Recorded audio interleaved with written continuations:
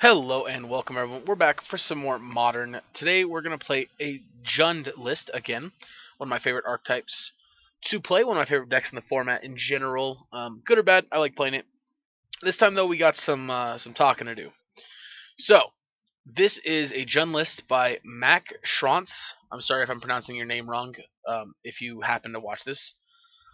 This is a list he played to a sixth place finish in the Star City Games to Open team event over the weekend. Um, and he's playing Kroxa, Titan of Death, which is a card that I don't particularly like for Jund. I just don't think it fixes any of our bad matchups. But a lot of lists I've seen people playing are just basically swapping Kroxas for scavenging uses, which that in general I think is not good. So I'm taking his general base list minus the sideboard. I changed the sideboard basically just to what I like playing for what I've experienced so far on MTGO. I've kept the main board mostly the same. I made a couple changes. I don't have a fourth Ren and 6, so I'm not playing the fourth Ren and 6. I didn't want to play the fourth Liliana, and I want to play a little more into Kroxa. So this was his list. He finished 6th place in the team event. I might be stating this wrong, but I'm in a Jund Facebook group. He's also in, and I believe he said his overall record, his personal record was 9-5, which is still fine. It's not bad. Obviously, congratulations to their team. But I kind of just want to try out Kroxa for myself after seeing that clearly he's got some results with it. I made some changes to the mana base that I felt were appropriate for the additional changes I made. Now, I could be wrong. But anyway, so this is his base list right here. I will probably put this in the description of the video if I remember. If I don't, it's on starcity.com. So anyway, this is the deck list. So I cut one Ren and 6, one Liliana. We're playing an extra Season Pyromancer. We're playing an extra Kroxa. I cut the Tranquil Thicket, and I'm playing a Forgotten Caves instead. I also cut a Blood Click list for a Blood Crypt, another fetchable red source. So that double red, of course, and double red there. Double black, our mana base is already pretty well suited for. I kind of want to play an extra fetch land though. Yeah, let's cut a Peatland for an extra. We're playing 2U. Let's play an extra Foothills, I guess. That might be wrong. But we still have a Peatland and a Cave still, so I'm gonna try that. Cave I think is also important because 2-land hands with like a Cave and a fetch land are really good with Ren. But yeah, anyway, so for our list specifically, those are our changes. 3 Kroxa, because I really kind of want to try this. I almost want to play 4, to be honest, just to increase our chances of finding it the most. But I think I want to run the 3 Season Pyromancers. I've been really enjoying Season Pyromancer. And then sideboard, we have 1 Duress, 2 Brutality, 2 Engineers, 2 Cages, 3 Ashiok, 3 Pillage. He's playing Fulminator. I've said why I want to play Pillage. I'm not saying Fulminator is wrong. I'm just saying I think Pillage is where I want to be at personally. Wonder Abrupt Decay, I kept that from his list. I kind of like it. We'll see if it's worth it. And then, of course, a Kalitas, because Kalitas is pretty good. Only notes I have on the deck list, honestly, is I don't know how good Kroxa is going to be. Don't know if this league will even show it. But I think its potential is interesting. Blood burning into it might be kind of cool. Also might be a little awkward. Yeah, and while we're talking about that stuff, for those of you who don't know, I have a Patreon page where there I have a couple different tiers. The more realistic ones are the $1 tier, which basically just gets you a standard, Pioneer, Historic, or a Modern deck. Once a month, I'll play whatever deck list you'd like to submit in those formats. $5 extends it to Legacy and Vintage. $10 you get to choose 2 decks. I do have a Discord that I have considered that I have. I could, if you guys are interested in something like that, let me know. We also have 2 higher level tiers.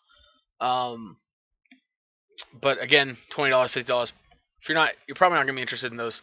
Anyway, these are the 3 kind of best, in my opinion. The 2 best are the $5 and the $10, because the $5 gives you access to anything you want me to play. and the $10 lets you pick multiple decks. So yeah, if you guys are interested, that's a great way to support me there.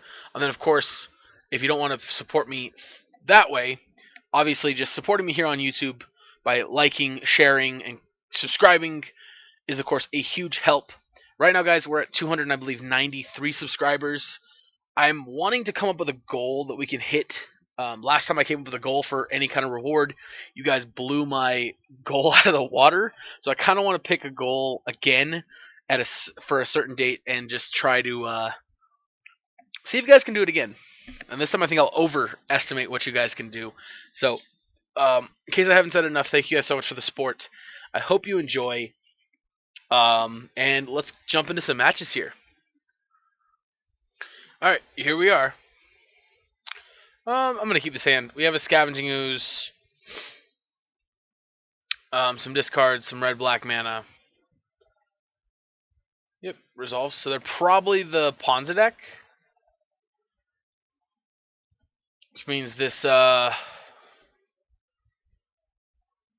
weird as this sounds, I'm actually going to go fetch a basic swamp to do this. Obviously, this could be bad, but if they have two... Ooh, no, they're not. I was quite wrong. Alright, we're going to take...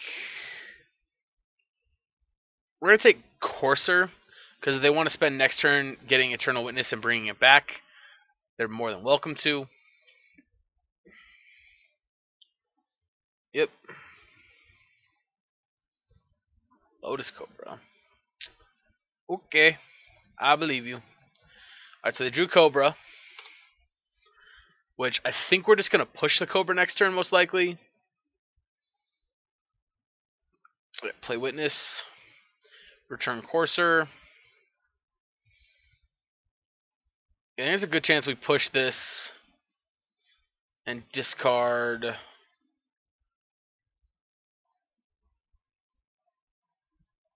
Courser.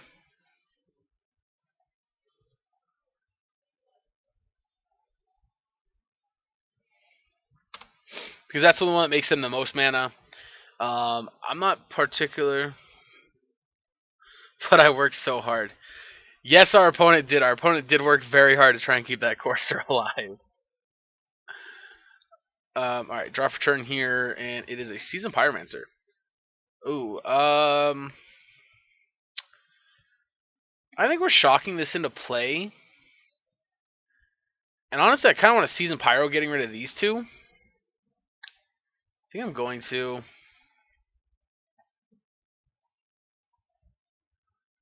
Alright, we drew another Coldon's Command and a Blood Crypt. Not terrible. To note, the way we have gotten our lands, we are in fact still able to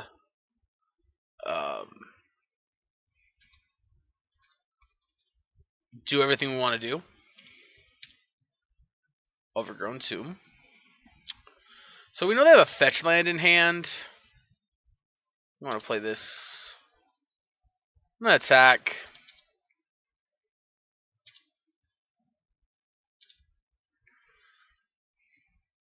One, two, three, four, five. So here's the awkward thing, right? They're at Primeval Titan mana here no matter what.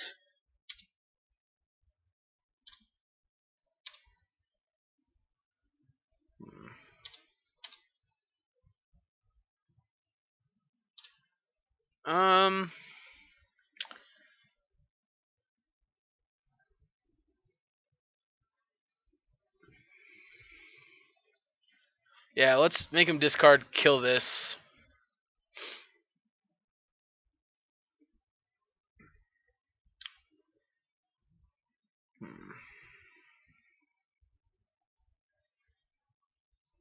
Alright, discard the Wooded Foothills.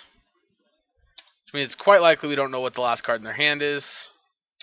It's a Lotus Cobra. Perfect. Alright, we're going to shock this in... Yeah, we are. I'm going to attack for 3. Or, I mean, for 4. And then...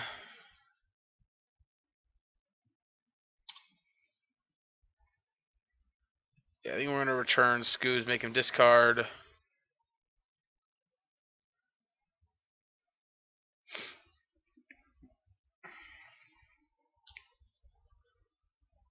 Alright, they just threw a land.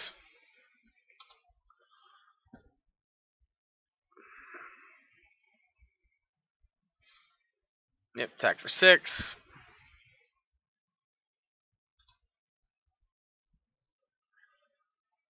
Alright, well, Forgotten Caves is pretty nice.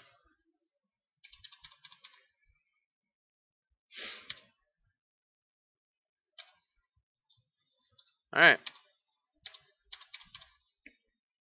Fortunately, we don't have another calling out command, so if they drew a big card now, we're in trouble. I mean, it's not really.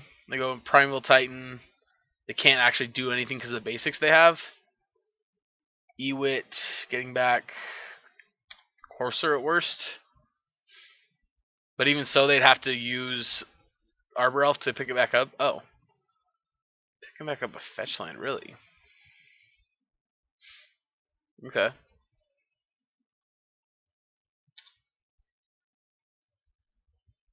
Sure.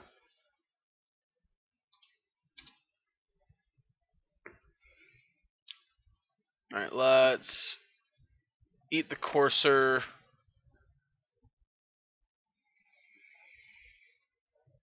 Cycle. Inquisition. Ugh, drawing a dead card here sucks. Let's go ahead and attack.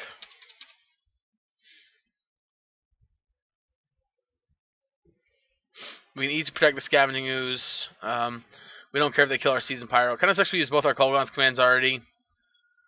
But...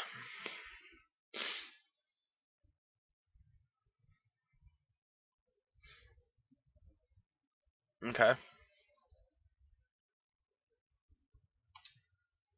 Take 2.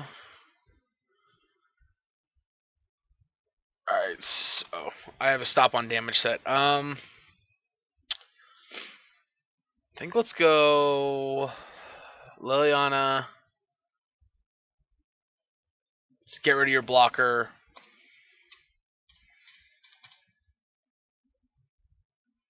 Go from there. Yeah, I'm gonna say at this point even a Primeval Titan's not good enough. Alright, so they are a big mana deck. So I think I want these.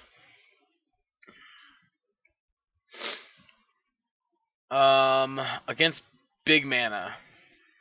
Lilianas aren't at their best. Fatal Push, while it looked okay there, not at its best. They did have a lot of X1s, so maybe even these are in consideration here. Is Kroxa good? So here's the sad part. Like, I feel like Kroxa is just not at its strongest in a matchup like this. Maybe I'm wrong, though. Oh, I also realized we're playing 3 Assassin's Trophies. I probably would have changed that, but that's okay.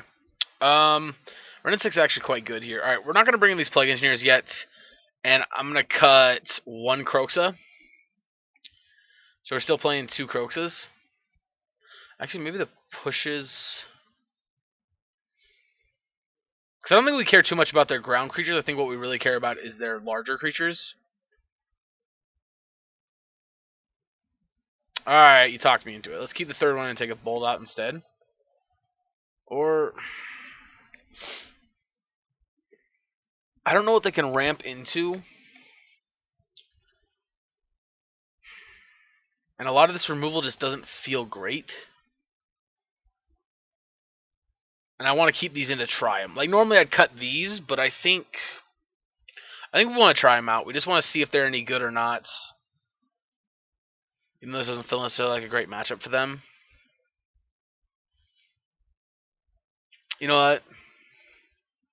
Pushes are better than bolts because we can kill Courser with them. That's an important decision, I think. Alright. Well, I think I'm going to keep this hand. It's a little slow and awkward, but We can kill a mana dork. And we can pillage them.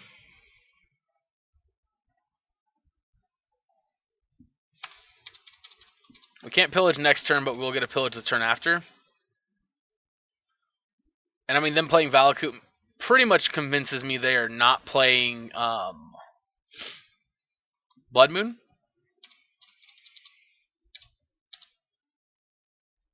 That's pretty good. That's definitely what we wanted to draw. Double Tracker Thragtusk. Okay, I don't know what they're playing, but I'm liking it. 1, 2, 3. Alright, well, they're going to get some triggers off their tracker here.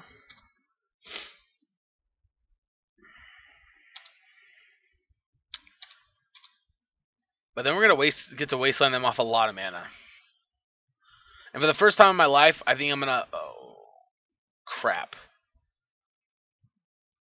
Okay, that just scared me. Never mind, we're fine. Stomping Grounds, taps, untap. Just get a swamp. Pillage.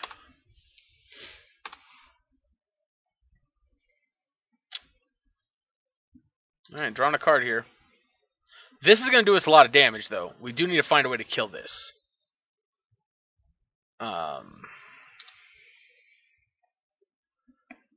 Well, that's not going to kill it yet. Do I want to just Bloodbraid, though? That's so tempting. Like, I really want a Bloodbraid. We could also just kill this clue.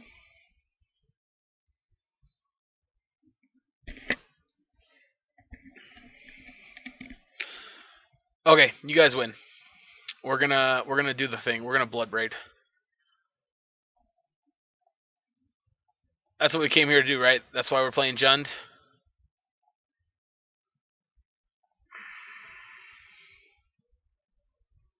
Ooh, actually, crap. Our best way here to keep us in a good spot here is to Scavenging Ooze.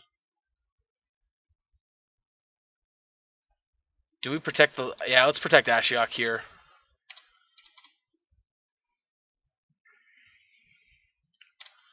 Ooh, an untapped land. Okay. Eternal Witness, returning back a land.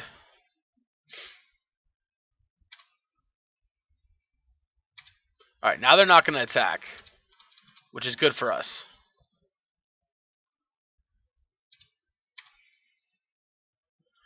Ooh, Kroxa. Are you good here? I mean, we're going to play it one way or the other. It doesn't matter if it's actually good or not.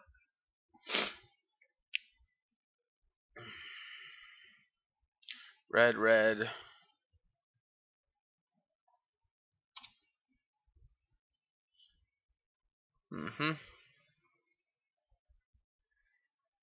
Warp World? What?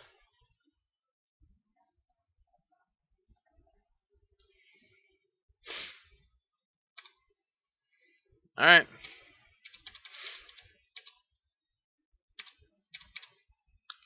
So we know they have one land in hand they can't use.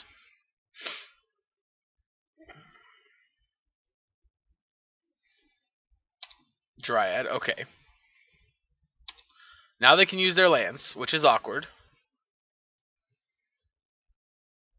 Because they actually tap for these colors of mana. Alright, no attack still, though.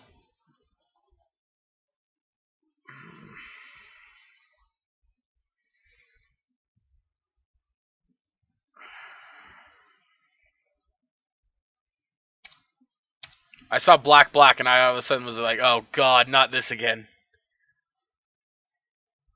I'm actually going to go to 10 here because I do want to eat something this turn. Let's eat this tracker.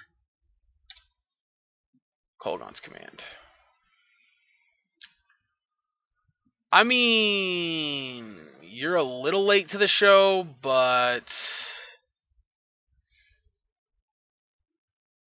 Return target creature card from a graveyard. They discard.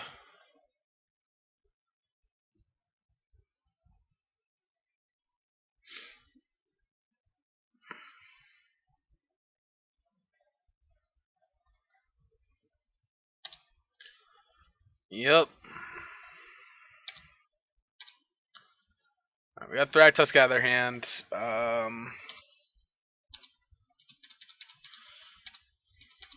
Next turn we're going to put Kroxa into play. We still got to find an answer for this card, though.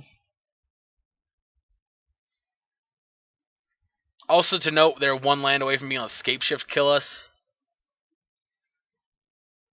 Not a huge deal, but kind of a problem. Alright, they're drawing a card off the clue.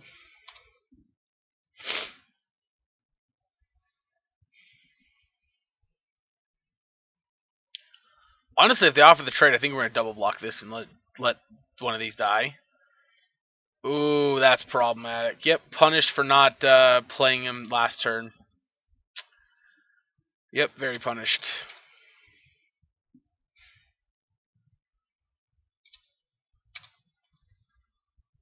Ugh. Second Ashiok does me no good. Alright, let's just eat everything we can right now.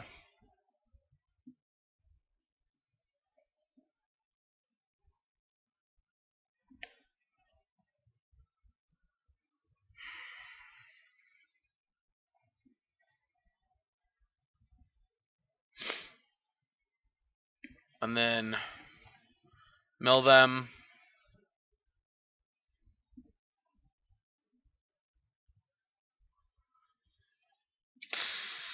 Yeah, this is kind of a big problem here we're in. Thankfully, in our graveyard, there's not much good for them to eat now that Kroxa is gone. Yeah, another clue. That's another problem.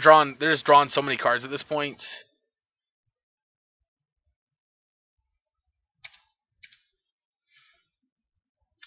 Yeah.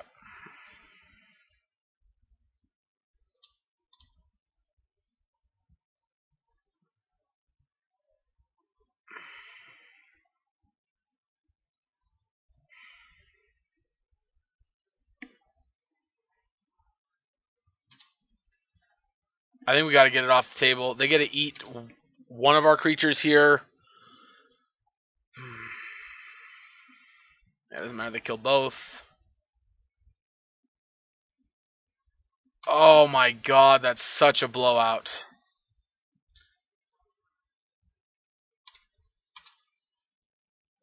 Ugh. So we're taking 8, 9, 10, 11, 12, 13. Yep, 8, 9, 10, 11, 12, 13, 14, 15. Yep. Alright, we're dead. Yep, just doesn't even matter. See what other information we got from exiling those cards. Alright, we just got a bunch of lands. Alright. So, that was not good. So, Dryad is a problem. So, we definitely want the Abrupt Decay. Alright,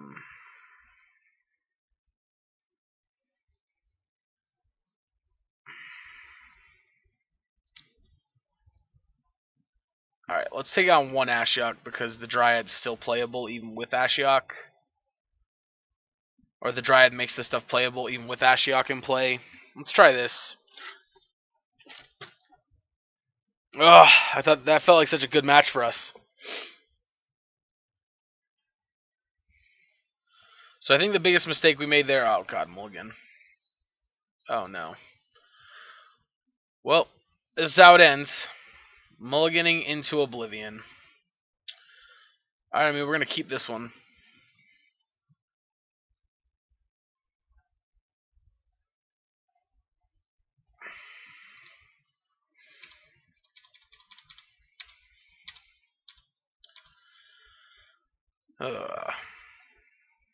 Yep, Mana Dork. Blood Crypt. Again, good draw. Dryad, Witness. Alright, take Dryad. You're going to get to pick back up Dryad here, which sucks, but there's nothing we can do about the Eternal Witness.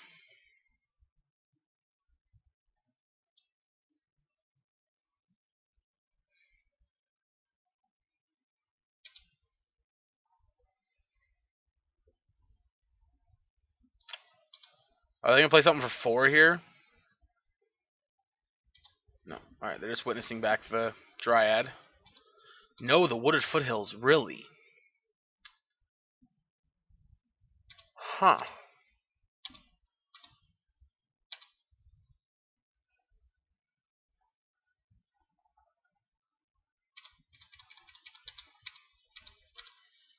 So they're gonna Thragtusk this turn.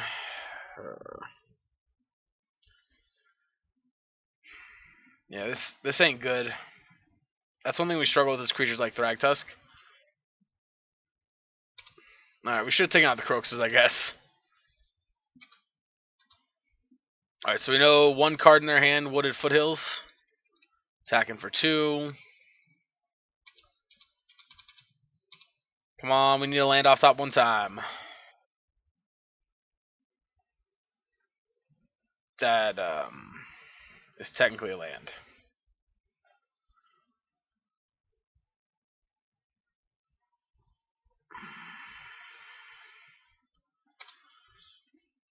Yep. I mean, if we could actually do something with Kroxa, we would do something with our Planeswalker this turn. Unfortunately, okay, them playing Scavengers in the graveyards, that's pretty bad news for us here.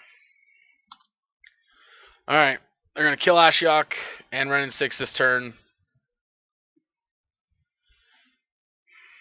Hopefully take the turn off and not do anything, and then hopefully we'll Bloodbraid into something good. Oh, shit. Yep. So this is the kind of situation definitely where we wish we had something like Anger of the Gods or...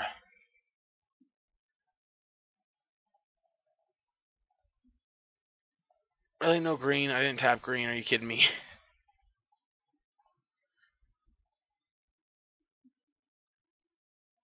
Jesus Christ, deck. You insist on laughing at me.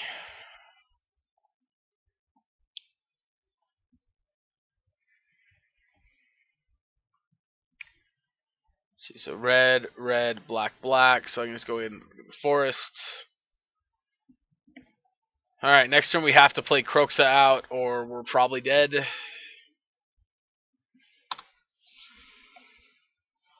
Oh wait, how much do we have to... It's 5, okay.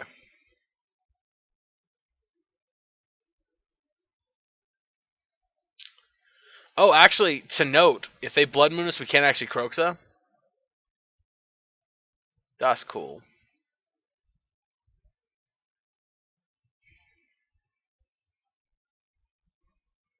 Okay. Well...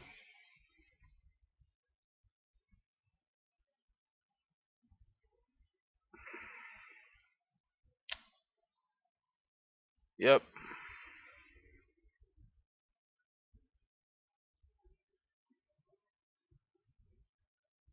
Alright, we gotta block Thragtusk.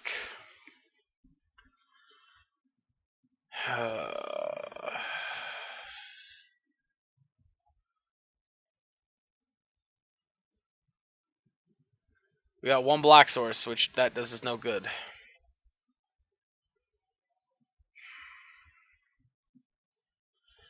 Yep, well.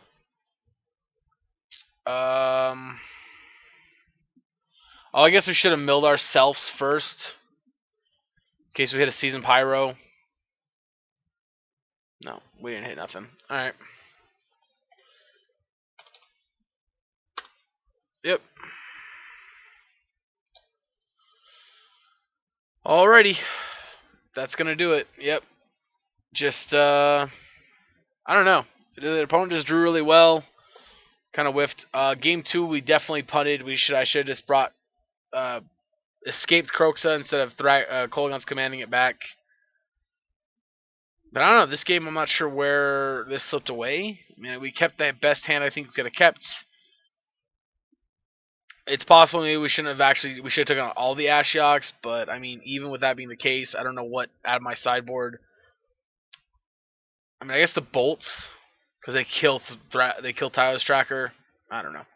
Anyway, we'll be back in just a minute for the next round. All right, painful loss round 1, but we're on the play here for round 2. All right, I mean, this hand's obviously got a little bit of an issue. But But we do have some removal spells. We can cycle this early to get some value with Ren and 6. I'm going to keep it. Obviously, if we had a discard spell, we'd be happier here. I'm not super happy about having the basic forest, but we got all our colors. I mean, again, if nothing else, we at least have Ren and 6 that we can start cycling this peatland. Basically, this is a matchup. If Fatal Push is good, then our hand is going to... Oh, God, this is not going to be a matchup we're going to have any fun in. Please just get an Allosaurus Rider so we can know what we're doing and then die. Nope, Vizier combo. Sweet. So Fatal Push is going to be good here.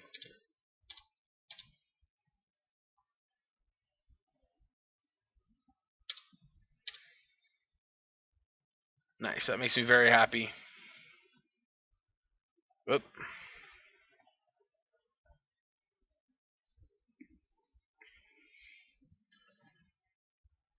Alright. Also, Ren and 6 kills Vizier of Remedies. We have an Assassin's Trophy for the Devoted Druid they're probably going to play right now. Yep. And it's just uptick with no actual ability. Kill this. I'm not wrong, I'm not happy about ramping him. Also not happy about drawing all the lands we've drawn so far, but we're going to Dryad Arbor for a second. It's a nice looking forest, though. Alright, Horizon Canopy. Yep, another Devoted Druid, which means we got to find another answer. This first Devoted Druid, this next Devoted Druid very fast. Thankfully, we'll have this Peatland to help us try to do that. The Scavenging Ooze, that ain't going to really do the job here. And neither is that. So,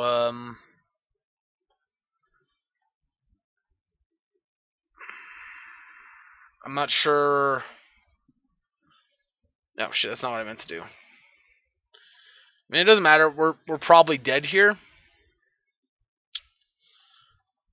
Yeah, I think it's probably pretty likely we're dead here. Maybe we're supposed to wait until they go to cast the Vizier last turn. Yeah, I think that's what we're supposed to do. We're supposed to wait till they cast the Vizier to try and kill it.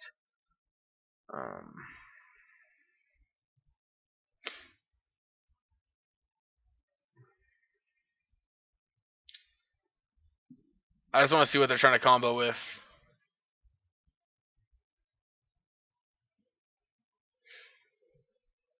And then once they show us how they're killing us, we'll concede.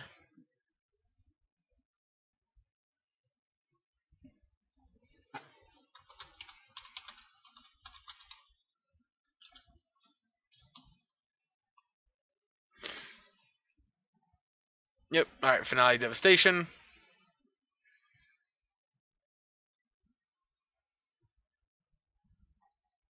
Yep. Alright. So. This means Plagues. There's those. All these come in. Scavenging Ooze, not at its best here. Kroxa is definitely one of our worst cards in this matchup, I would think.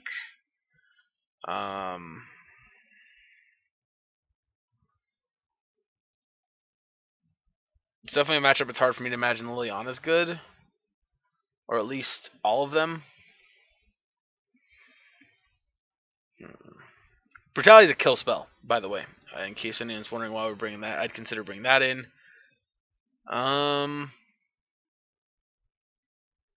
So I definitely want these 8 out. Is there any one of these cards I really don't actually think is good? 3, 4, 5, 6, 7, 8, 9.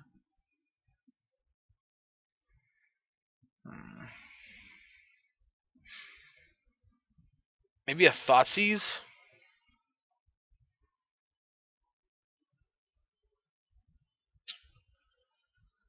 Again, I'd like to keep Kroxa in, but I don't think that what Kroxa is doing in this matchup is any good. And last match, I think we did suffer a little bit from keeping it in when it's not a great card. Although I guess it's a 6/6 body, so maybe it was better we kept it in. I don't know if I like taking out the Thoughtseize here. Maybe having that discard soul is better than having a Season Pyro. Let's just run it like this. Let's see.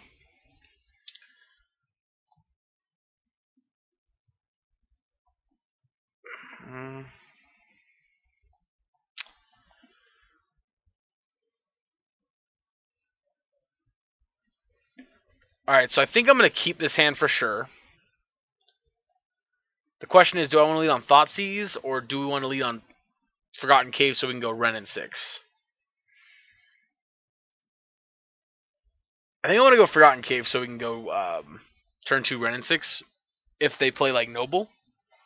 Or especially if they play Noble. That's kind of suck putting my caves into play, but... Alright, come on. Oh, tapped land. Alright, perfect. So, we're not being punished for not Thoughtseizing on 1. We're going to take a little bit of damage here to Overgrown Tomb. And we're Overgrowing Tombing because I want to have the extra source of black mana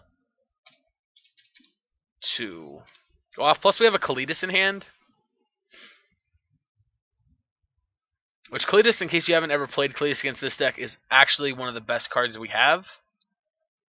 Alright, do a Druid. Alright, let's start here with a Inquisition.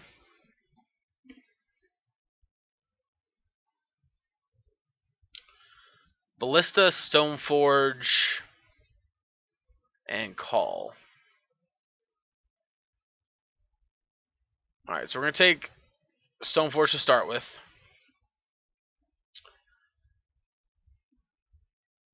Oh, I just realized actually doing it that way means we can't combo this turn.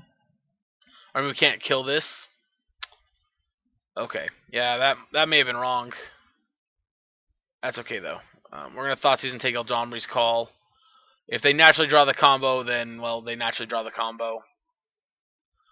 And then they kill us with Blocking Ballista, which, yes, that really sucks, but... Yeah, I guess we should have led on killing this. Although next turn, getting the Stoneforge and Eldamri's Call would have been pretty tough.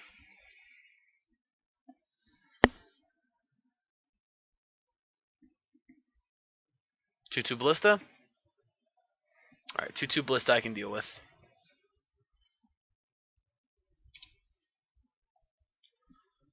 Big ol' Tarmogoyf.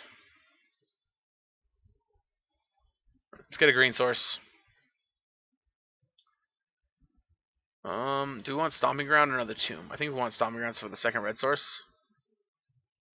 So...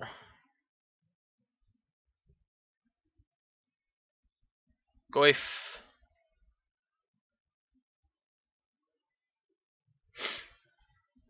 Plus, pick the line back up. Right now, Assassin's Trophy is definitely the plan. We know one card in their hand. 100% going to see what they go to do here. Eldamri's Call. Alright, let's see what they get with Call. Because if they get Heliod, alright, they get Vizier. Alright.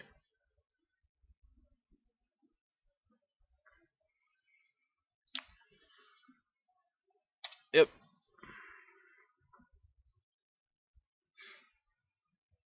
So the important thing is to kill it before this resolves, because that way they cannot combo off right away. Right. Vizier resolves. Play Canopy out.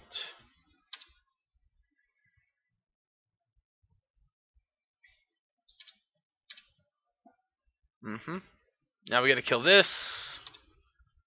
Push. Man. Alright, kill you.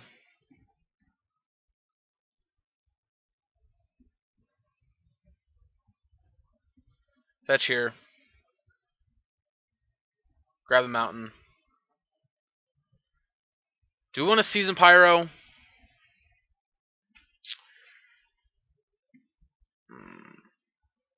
Ah, dang it. No, that was wrong. Yeah, we should have Kalidas first. If we season Pyro, though, we could... This is tough. I want to get this Kalidas into play. You know what? In case they draw Heliod, we can't Kalidas. Because of the Heliod, they just instantly kill us. So for those who don't know what Heliod's Sun Crown does, you get to pay 2 mana, give a creature lifelink. Once you've done that, you give Ballista, and then its second ability is when a creature you control deals damage, we're going to discard Pyro and Kalidas. Alright, Brutality. Actually, we just kill this.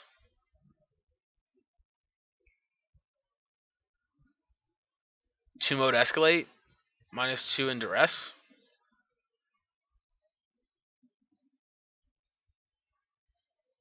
Kind of like that. Anyway, it gives it a creature gets +1/+1 counter whenever it deals whenever you gain life, and so that's what Walking Ballista then does. Is then Plague Engineer. Okay, that's good. So Walking Ballista deals 1 damage, you gain 1 life, you put a +1/+1 counter back on Walking Ballista, and then since it has 2 counters, it just never dies. Alright, so you're gonna Plague Engineer here. No, they're gonna Witness back something. I'm assuming an Eldamri's Call. Yep, figured. What are they gonna call for now? That's the question, though.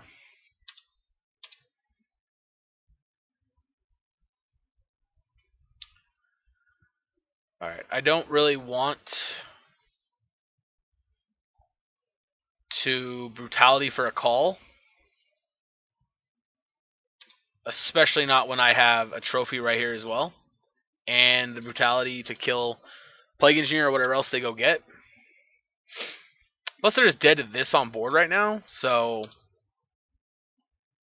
Whatever they do, they kind of have to make the first move here to get out of this. And we're going to know what they drew. Alright, so they get a Scavenging Ooze.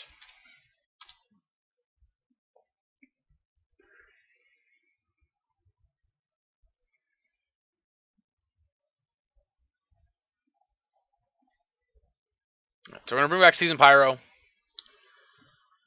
Now, unless they have a black fetch land, we're in good shape. They don't. They get to eat 3 creatures.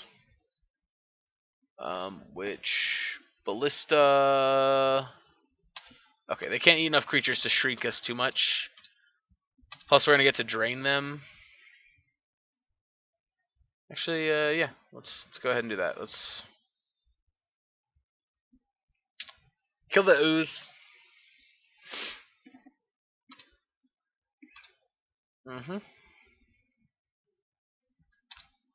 Yep. One more.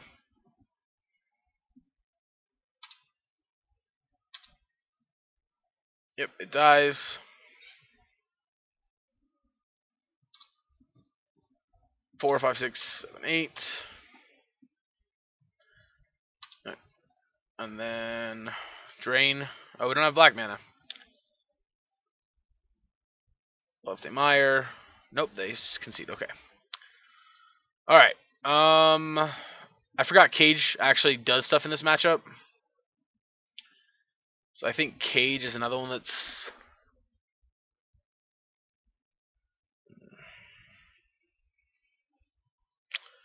I think maybe Cage... Is Cage better than... Ashiok?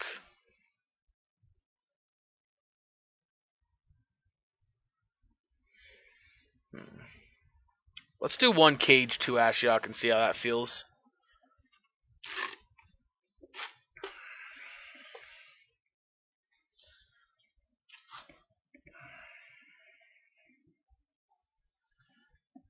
I mean, this is a pretty strong hand. It's just discard, discard, discard, discard. Please, for all things holy and good in this world, do not have a Veil of Summer in your hand. Fuck, they have Veil of Summer. They don't have Veil of Summer. Okay, so that Druid, Devastation, Crusader, Ranger.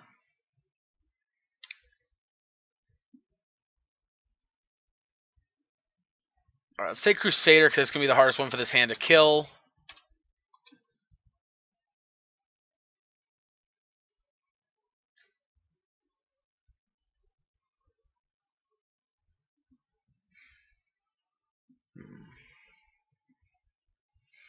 And then hopefully we draw either another discard spell or a removal spell. Those would both be very nice for us. Or even an Ashiok, something that... Oh, actually, crap. I don't think Ashiok would be good enough. So...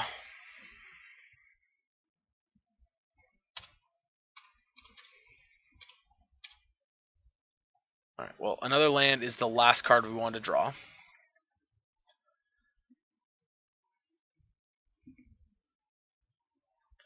Fucking hell, man. So we're just dead, right?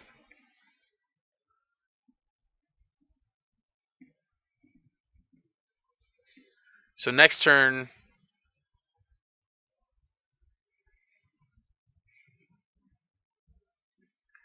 So if we take Eldamri's Call next turn, they won't have the white to go for the kill immediately. So they have 1, 2, 3, 4 mana. So they could go this to go get the Vizier. And then make infinite green.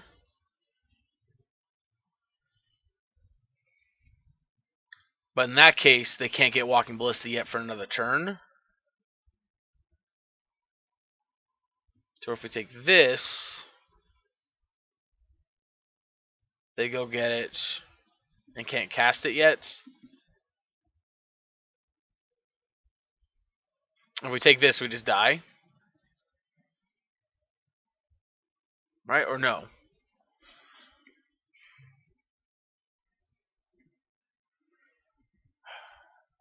Alright, so from the way this looks, we take the call. They could cast this for a Vizier and have infinite green, so they can cast Devoted Druid, but they can't cast Ranger Captain yet.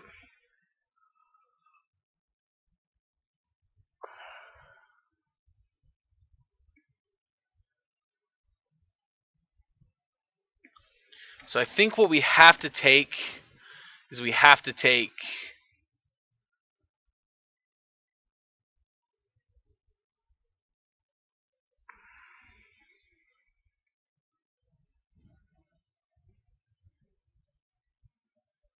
I think we have to take Eldamri's Call.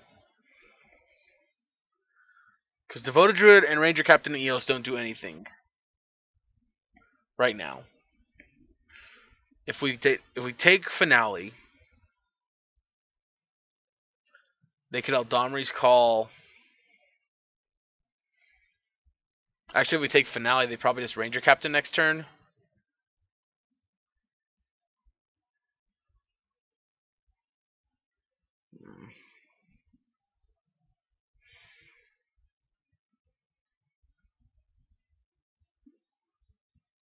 This is tough.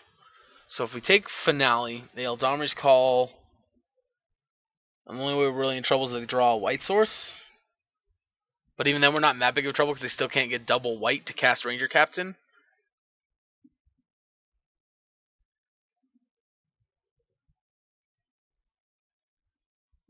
Okay. Alright, let's take Finale, because that's going to make them have to use the most mana next turn. And then...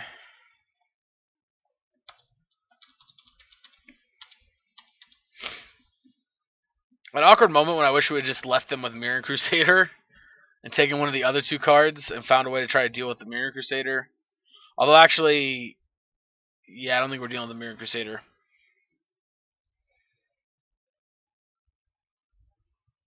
No, that was one of our worst case scenarios here. Yep.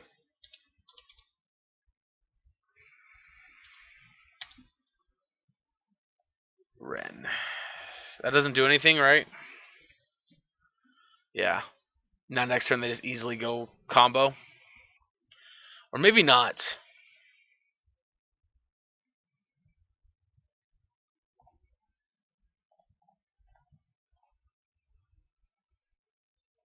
Yeah, because Renin 6 doesn't do anything here. Oh no, they do easily combo, because they just end a turn, go Eldamri's call for Vizier. Play Vizier. Oh no, they still need another white source for the Ranger Captain?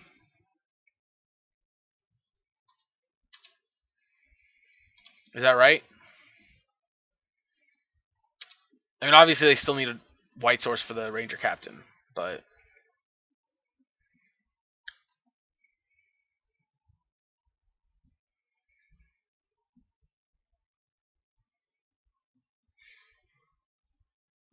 So if they draw a white land, we're 100% dead?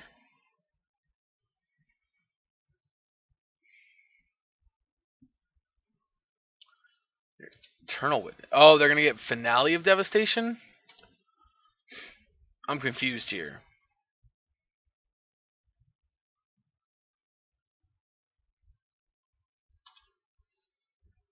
Okay. Eldamri's, sure.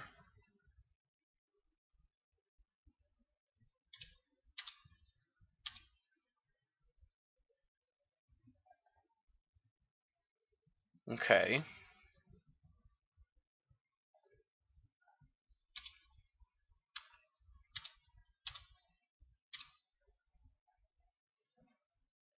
Wow. Believe it or not, the so this turn, the end of turn Eldamri's call.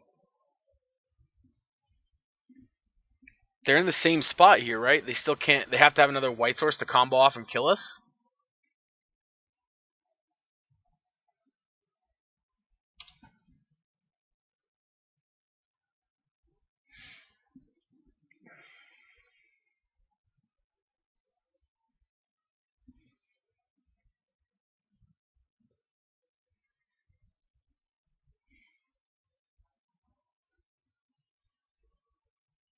Well, ain't gonna get much better than that. Oh Jesus H Christ deck.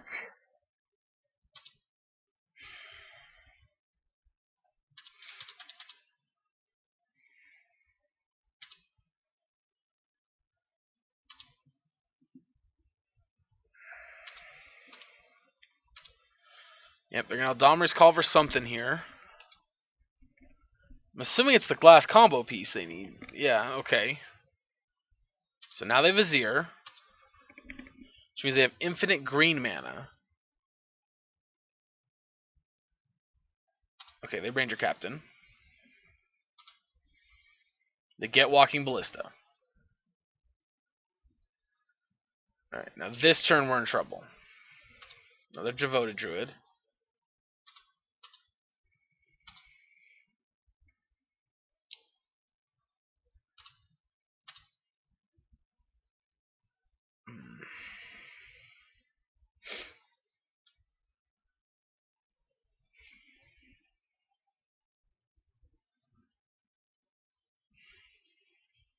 So we kill this turn.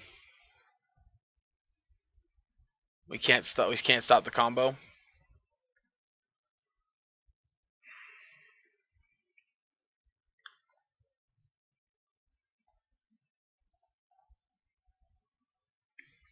So we have to draw a discard spell? Is that what we have to draw here? That lets us take the Ballista?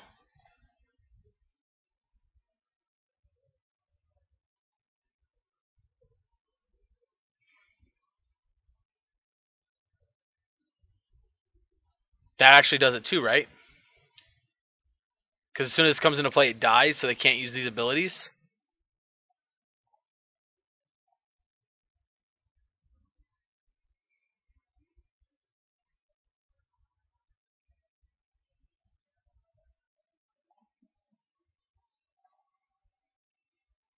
The only problem is they can Ballista to kill it first.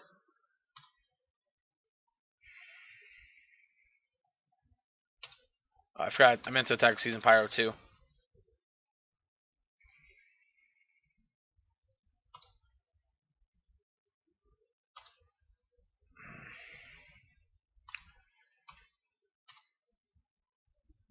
1, 2, 3.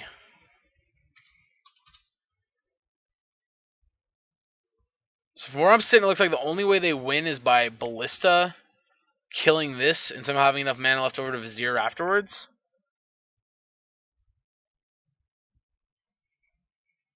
But they have to Ballista for 3 in that scenario. Oh, which they can easily do. Yeah. They just untap all of them and win the game. Yep. Yep, Ballista for 3.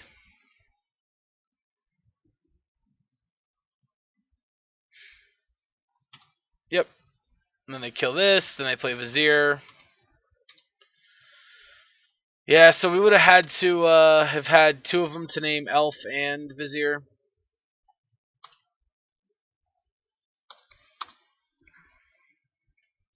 Alright. It happens. You know, we drew rough there, didn't quite draw what we needed. I feel like our opening hand was pretty good. I mean, obviously now looking back, like taking Mirror and Crusader, although to be fair, they could just beat down play on Mirror and Crusader. I guess we have Season Pyro that could have blocked it for a while. Yeah, we need like some way of stopping them. Yeah. Well, not a great start. Both matches very close, but just rough losses, man. Very rough. All right, we'll be back in just a minute with the next round.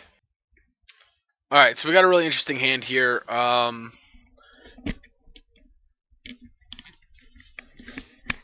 Sorry, knocked my headset off. I want to keep it. It's not great. It's a little slow, in fact. Maybe we shouldn't have kept it. I want to try to see how Kroxa feels. So far, Kroxa's felt pretty good when we've played it. Again, we punted game 2 of match 1, I think, by just not escaping it. I think if we would have put a 6-6 into play, I think we would have been so much better shape. To be fair, I also think we lost that game when we double blocked and got bolted. But I didn't really counteract for Dryad so much, and that was kind of a big deal. Fuck me, really?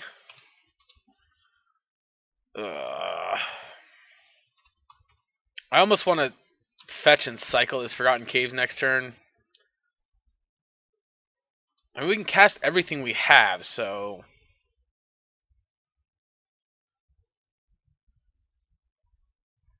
Okay.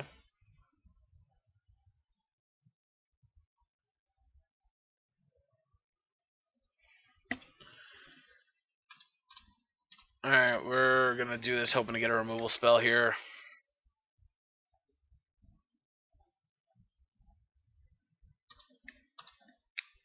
Well, what do you know? A removal spell we can't cast for another turn. Alright, well, unfortunately, this is probably gonna be game over, I'm assuming. We just kept a hand that was terrible against the combo deck, and now next turn we're gonna have to... I mean, if they don't kill us this turn, we can hit them with that.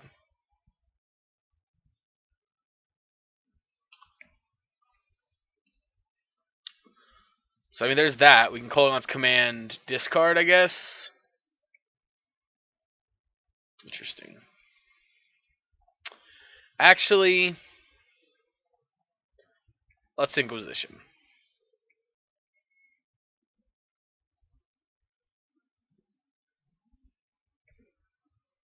I mean, this didn't have a payoff, I guess. Alright. El Stomperino it is. Kroxa, make him discard the last card in hand.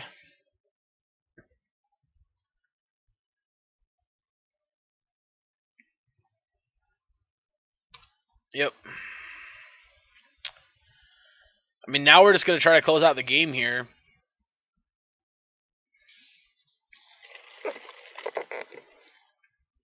Alright, so they're just Bant instead of Abzan.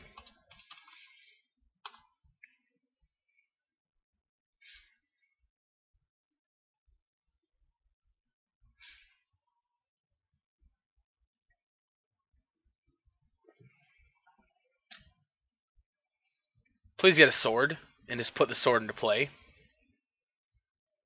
Please put the sword into play. Please, opponent, please. Yes, they're going to do it. Oh my god, I'm going to get a shatter and kill the Stoneforge. Do I want to shatter and kill the Stoneforge?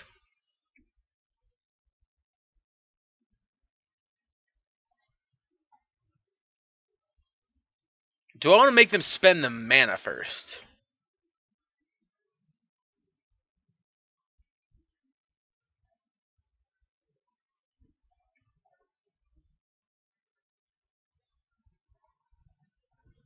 Let's kill those two.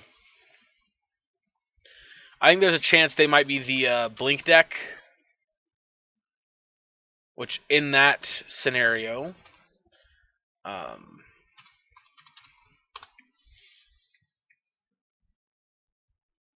I mean, we're going to get the Stoneforge or the Sword of Fire and Ice there no matter what with the Kolaghan's command. Well, if it's Batterskull, we're taking it. Nice.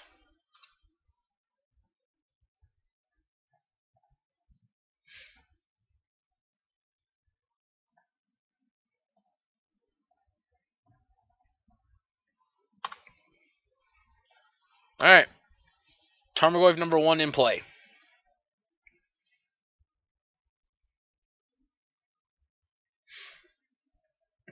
No.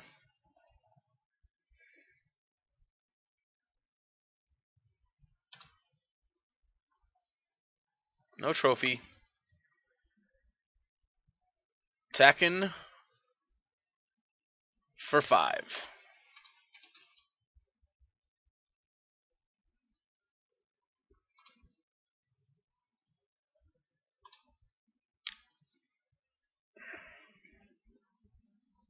Second Big T.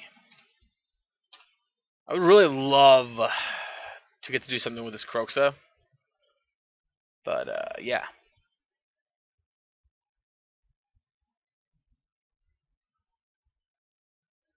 Okay. Coco?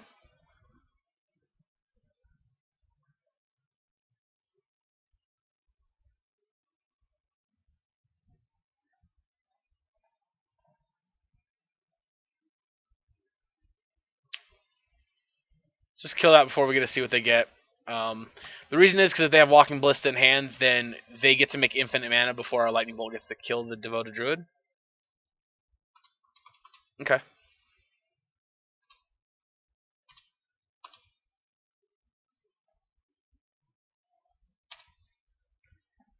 I mean, they have to block. They don't have a choice. They can chump and go to 3.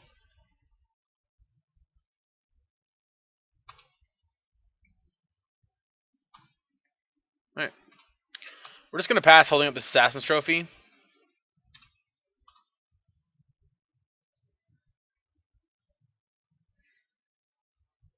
I mean, at this point, I don't think we lose unless... Yep. Okay, so they're also playing Astrolab, which is... not surprising, I guess.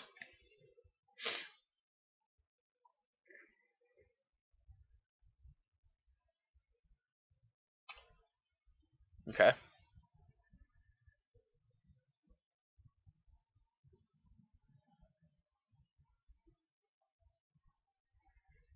Do you finale again?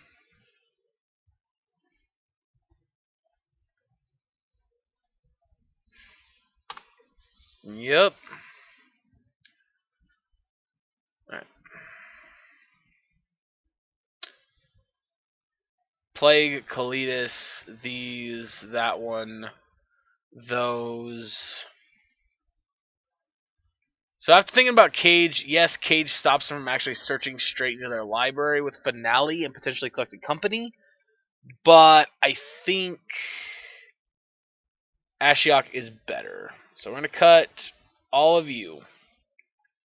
Cutting Kroxas. I'm actually going to cut a Pyro.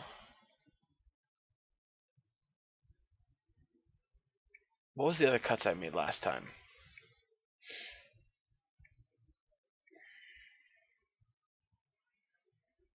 You cut a Thoughtseize. And did I only bring in 2 Ashiok?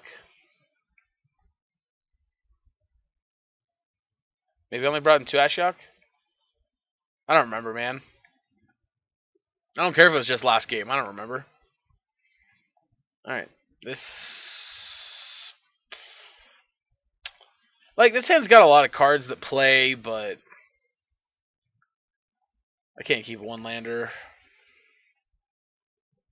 Alright. Well, this hand just doesn't play. Alright, I mean, we'll keep this one. Command... Caves. So if we draw a fetch land, Renin 6 is gonna do work. We have a Fatal Push. Alright, Astrolabe. Lave. Labebe. Alright, let's draw for turn here. Hopefully it's a fetch land. Okay, well, it was a crappy land that we did not want to draw, but we drew it anyway. Alright, so they got Call and Stoneforge. Take Stoneforge. We can push the Call, or what do they get with Call?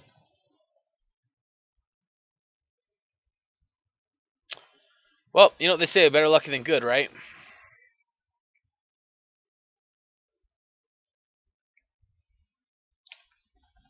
Yeah, so we're going to kill the Stoneforge Mystic.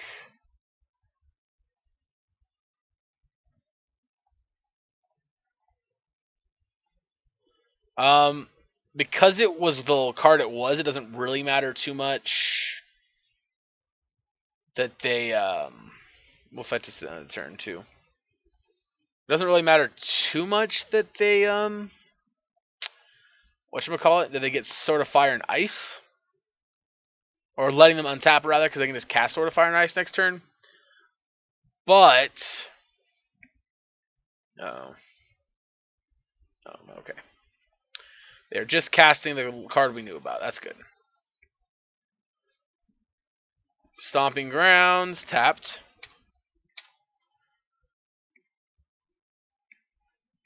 I'm a fan.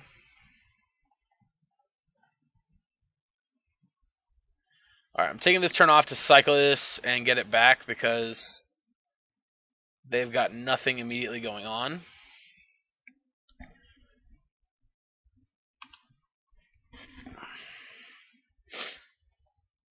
And, I mean, they have this Eldomri's Call to go search up whatever they want to get and 1 unknown card. But at the moment, that's not the most terrifying thing they can do.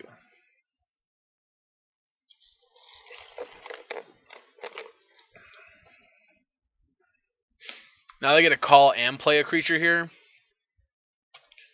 Alright, well. I'm assuming you're going to equip. Yep.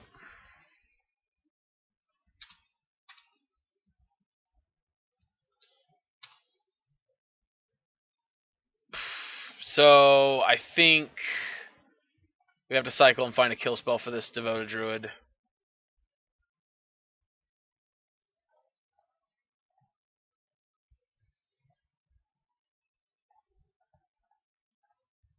I think that's our only chance of winning this game here. Well, now our only chance of winning the game has become hope they don't have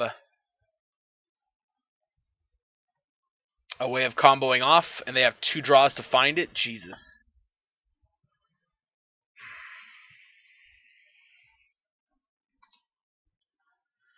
And here's the problem. Like, holding on to command normally would be great here, but we can't target the Devoted Druid with the damage because of the pro red.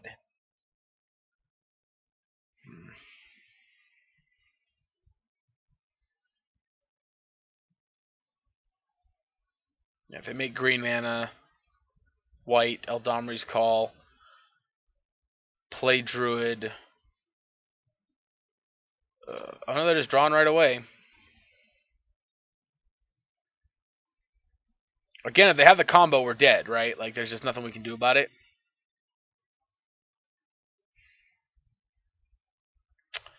To be fair, starting with Shatter is not terrible because it makes a 0/2. And we have a lot of removal spells from there that can kill it. Alright, looks like they're actually just going to continue trying to set up, which means they don't have a combo piece. The important thing is they can't call to get the combo piece, because if they do, and they can't kill us, we get to Ren and 6 to kill the... Well, I guess we can't Ren and 6 to kill it, unless we have a way to kill the sword.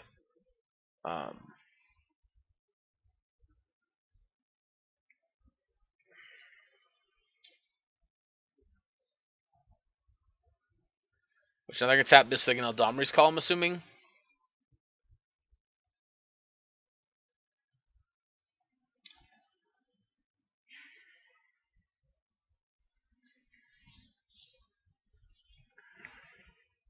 Alright, Giver.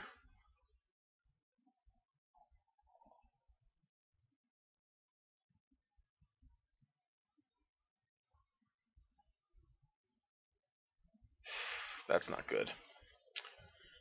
Alright, destroy target artifact, deal 2 damage, so we're going to Shatter, deal 2.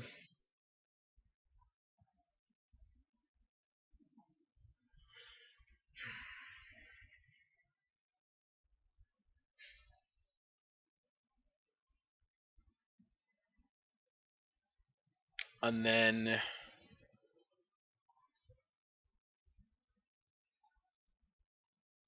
looking for a Fatal Push or a Lightning Bolt.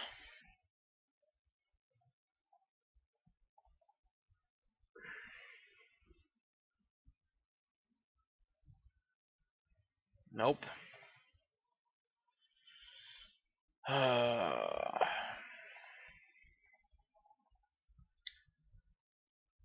mean... Yep, Eldamri's Call. Nope, on... Fucking snake, son of a bitch. It's fine. It's fine. Snake's annoying, but it's fine. Yeah.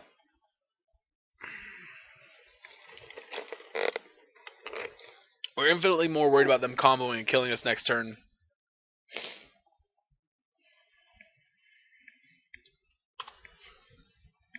Alright, well, they got the combo. Now they just get a call to go get whatever piece they're going to kill us with.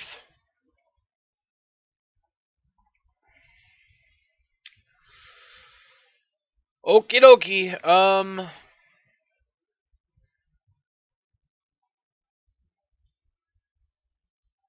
Oh, with Scavenging Oozes I think we took out. Over a Seasoned Pyro. Let's take out one Scavenging Ooze, I think, for the last discard spell. I think maybe we do want that in.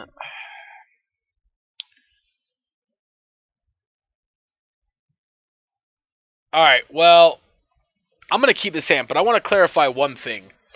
We do not have a green source to cast our other spells, but we got this handy-dandy Seasoned Pyromancer.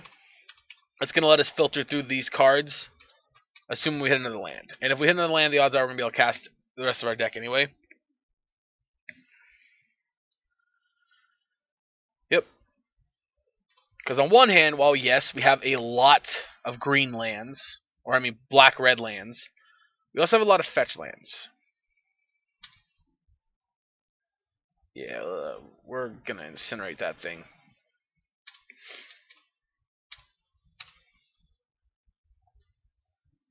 Alright, I'm getting scared here. Getting a little scared here, deck. Do not let me down, please.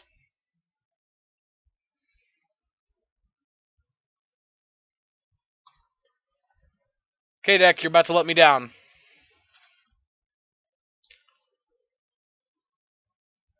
You know, honestly, this Devoted Druid combo deck, I think, gained the most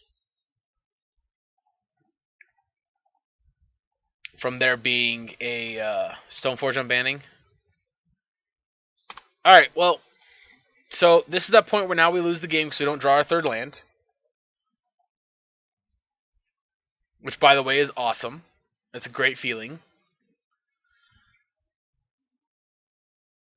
And again, the reason I didn't mulligan is because we hit any land. We can Season Pyro here.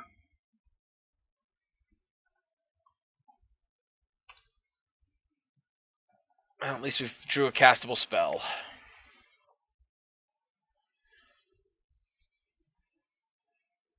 Dominator's Call Finale. I'm going to take Stoneforge. The others they have to spend to go find what they want to get. Yep. Yeah. Well, like I said, I could have swore I felt very confident in the fact that we were going to find one more land here. I clearly guessed wrong because again, all we had to do is find one land, and I could Season Pyro and pitch 2 cards to draw 2 cards here. But clearly, we're not finding our third land, which significantly sucks. But thankfully, their current hand, Fire and Ice, is pretty much worthless. And to be fair, they're going to give us a chance to keep it worthless.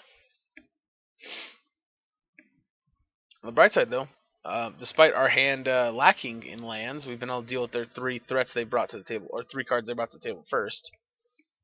Which Giver of Runes is a problematic one because it makes every other card in our deck basically that much worse because we have to kill it first.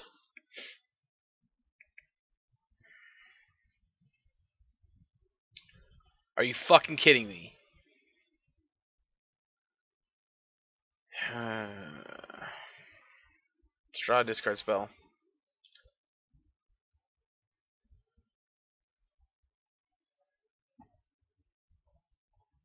Alright. We're just going to move on. This game's not very interesting anymore. Moral of the story is... Are you not going to show us what our next card would be? Cool. Yeah, moral of the story, apparently don't keep 2 land, no green source hands, or no fetch land hands for Ren and 6. I really thought we would have drawn land by this point, but obviously I was wrong. Rough luck against 2 Devoted Druid decks.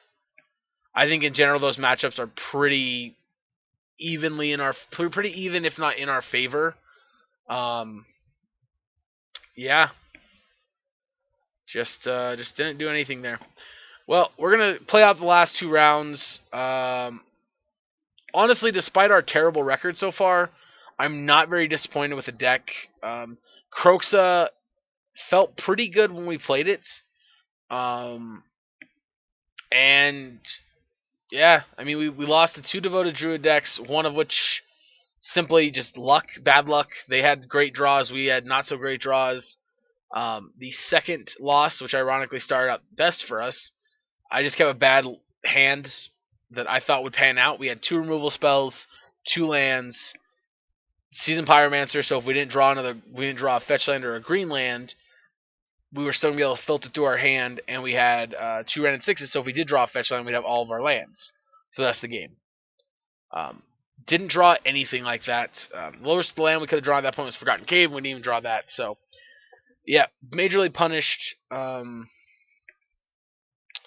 I think part of what happened against the Dryad green-red ramp deck, or mid-range deck, was I misevaluated what cards were good in that matchup and not. And kind of kept Kroxa in when we probably should have took it out. Also, just didn't play around them playing Scavenging Oozes, which is a mistake, I think, when we realized they were more mid-range than they were ramp. So, but yeah, we're going to play the next round here, guys. We'll be back in just a minute. Obviously way ahead here. Don't really mess around.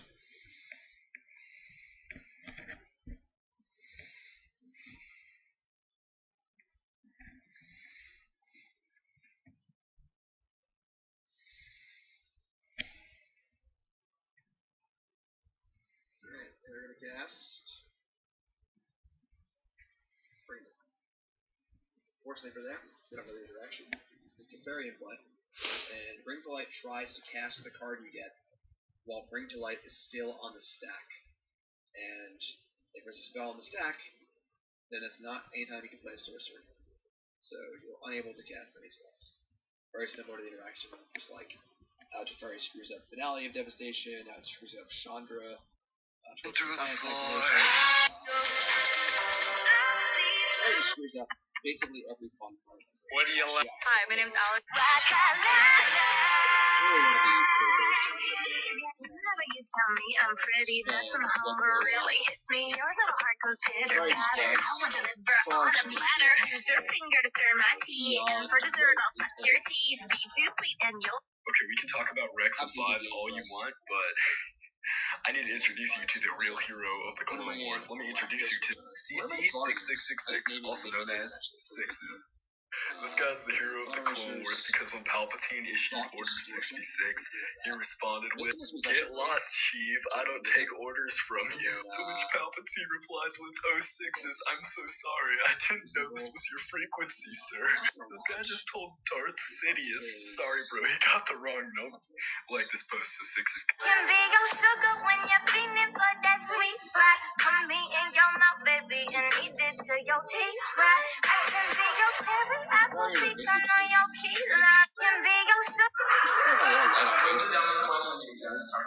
Resolve the visit, but. Do I work here? Is that somebody? No, I'm not gonna mix up. Like, just somebody coming up to you, like, "Excuse me, do I work here?" I don't know red shirt. I'm gonna have this conversation after you. Somebody comes up and they go, "Excuse me, do you work here?" Person in red shirt that says Target. You looked on your name tag? You passive aggressive bitch. So shut your mouth and run me like a river. Shut your mouth, baby, so shut your mouth and run me like a river. Shut your mouth. You can drink my liquor, you can call my lady, you can take my money, you can smoke my blunt. Scuff these Jordans, you can say you hate me, you can call me crazy, but don't touch my truck. You can drink. If she can't clap without her hands, then I don't want that bitch. I feel like. Wait. Makes me feel this way.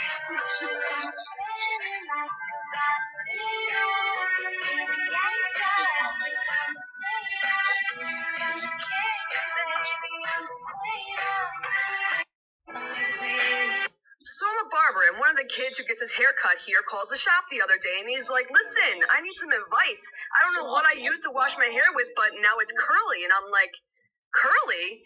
What the hell did you use?" And he's like, "I don't know. It was my stepmom's. I found it in the shower." And I'm like, "Go to the bathroom, read the bottle, and tell me what it is."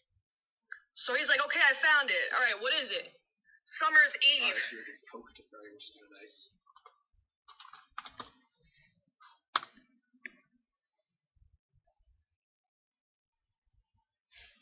Alright.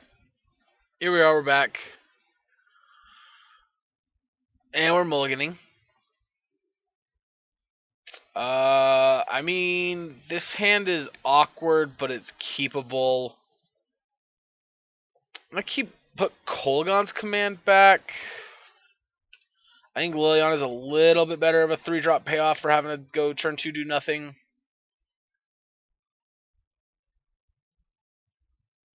You fucking with me right now. God darn it. Well, that's unfortunate.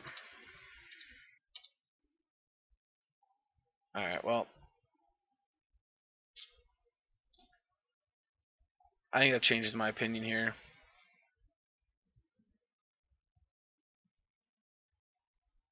Yeah, I did that wrong either way. I don't know why I did that. I'm still on tilt from last round, to be honest. I really am.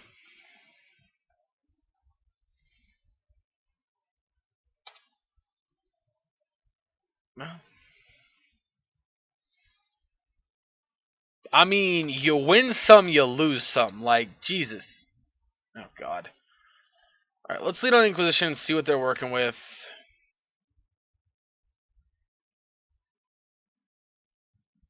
See, I messed up because this should have been a green source.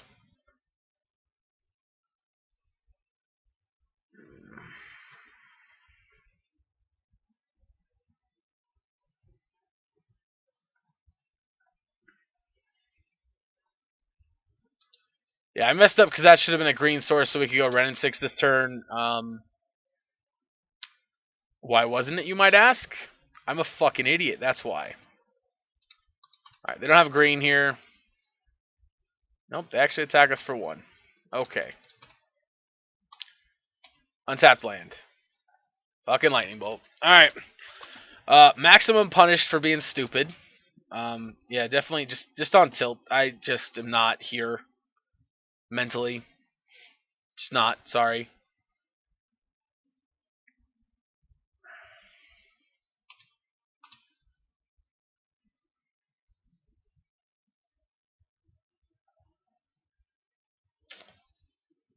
Yeah, let's kill it.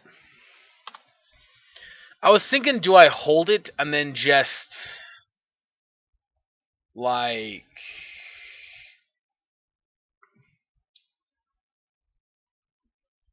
do I want to burn 6? So if I uptick, no, because I don't want to discard either of these cards with Liliana. Just gonna pick back up the Verdant. This also makes me wish I wanted to have killed the Giver this turn, but I guess it doesn't really matter.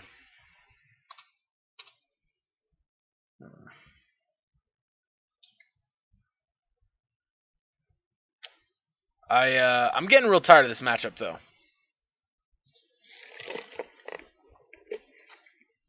So I mean they're probably gonna play Icephone Codal into it, just to draw a card. But the reality is this can kill this pretty easily here. So it doesn't cost much for us to kill it. Plus, them still only having 1 green source doesn't make the rest of their hand very scary. And by hand, I meant rest of their deck, but, you know. Of course, who knows if that's really what I meant, right? If you're wondering, yes, I feel stupid sometimes about the weird things I say.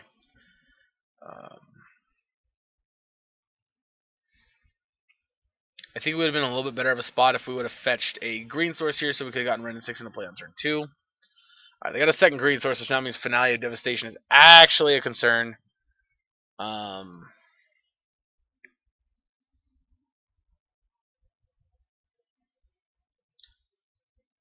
they finaleing?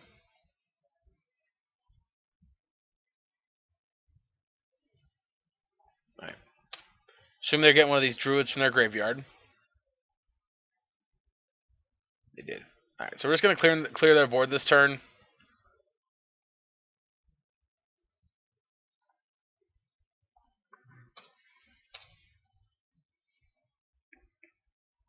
I mean, actually. Oh, you fucking have to be kidding me.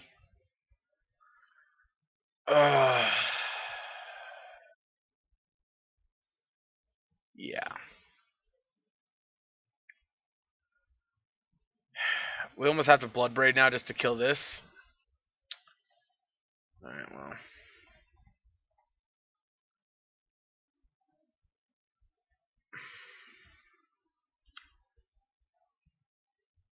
Yeah, I mean, let's Edict him.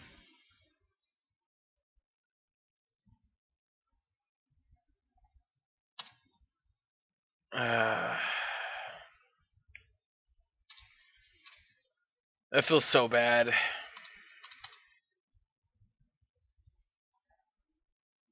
I haven't had that problem in so freaking long. Yep, so they have the other combo piece in hand. On the bright side, we would have won this game if it wasn't for that. Well,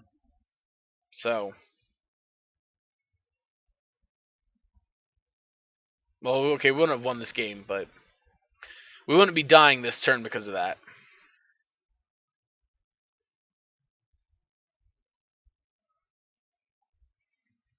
Well, maybe we're still not.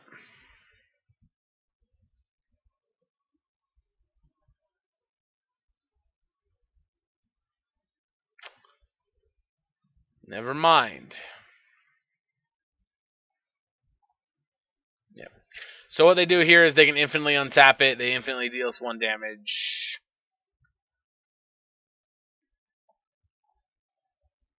Well, marking that one up to a win, even though MTGO misclick. because, you know. Alright, let's go these.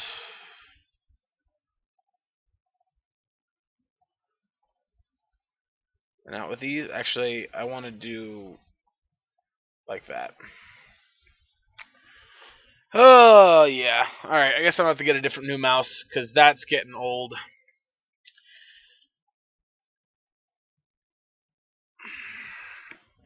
The problem with this hand is we have removal, but it doesn't do anything past that. Alright, I'm going to keep it. Again, still just, that's so annoying. Like, I'm just so annoyed.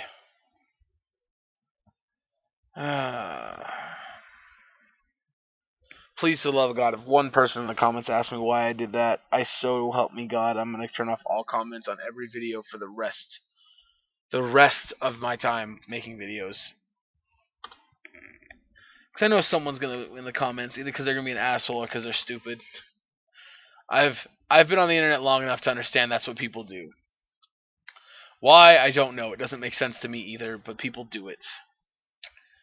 Yep, stupid white creature that we have to kill. Oh no, Astrolab. Alright, that's surprising.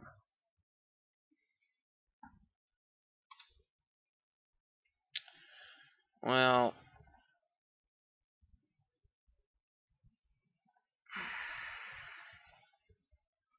there's a stab green for it, huh?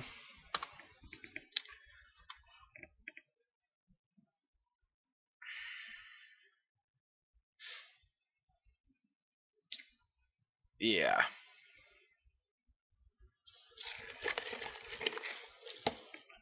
That was awesome.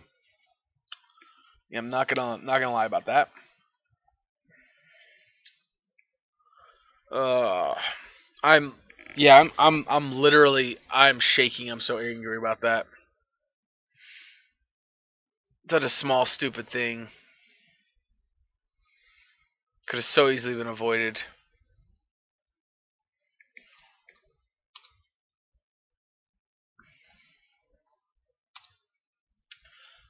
Poke him for 1. Now we could bolt him to turn this into a 5-point attack, but between the bolt, but that's not worth it. We just need to have our removal spells up for their creatures.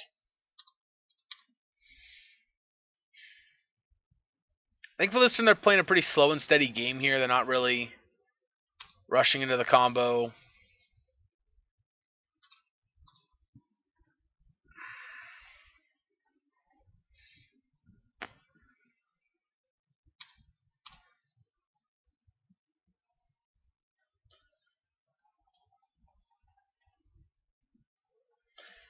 Oh yeah, I guess you might want green mana, eh?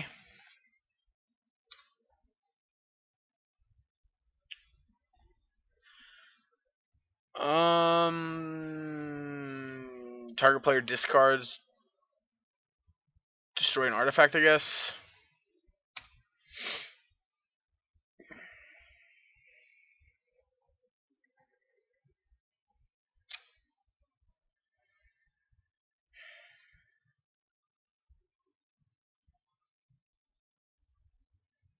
Yeah. Well, they had another land in hand. That's good for us, I guess. It's a 7 damage attack here. They got 1 turn to do whatever they want without us having a response. If they don't do something good here, we just kill them on the backswing.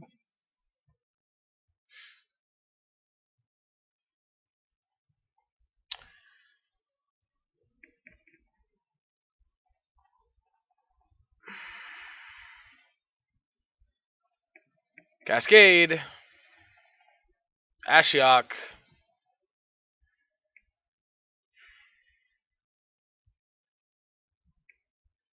Alrighty. So we would have 2-0'd that league, or that match, if we would have, not fucking played stupid, or misclicked, rather. Let's just run it back. I've got a mouse I use for my laptop. I think I'm going to try to switch that over after this video. I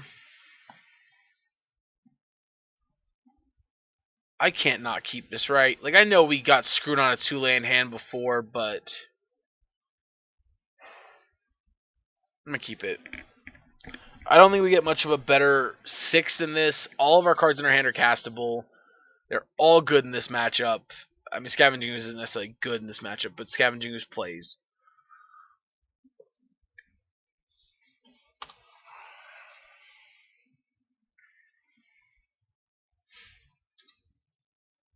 Perfect.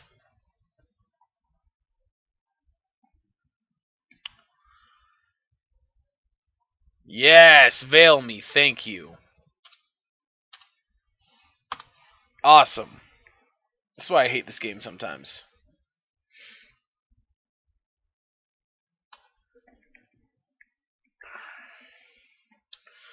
Well, great job trying to unmulligan them, deck.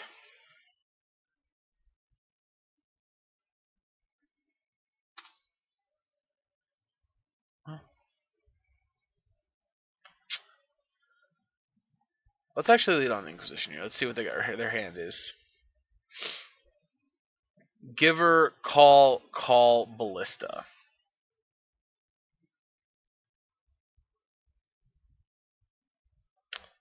Take Ballista. Play this. Bolt it.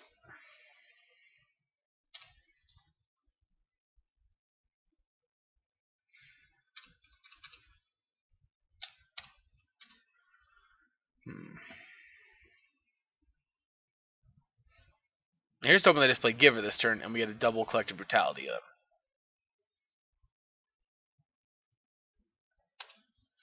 Watch the card they just drew be Veil of Summer, and we get fucked by it. No, second Giver. Nice. Okay.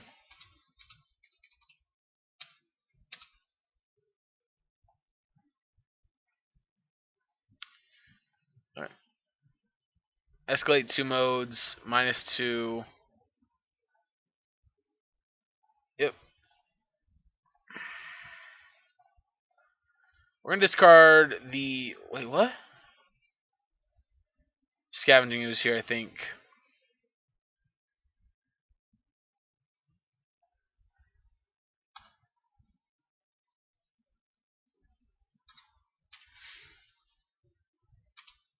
It's possible it's wrong to take Scavenging Ooze, because Scavenging Ooze is the better one in a mid-range matchup here, but...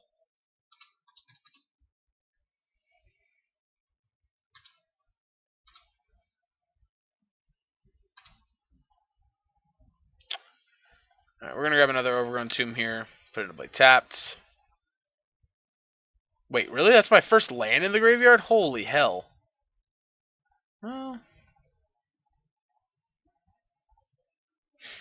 I'd be lying if I said I wasn't a fan of that draw.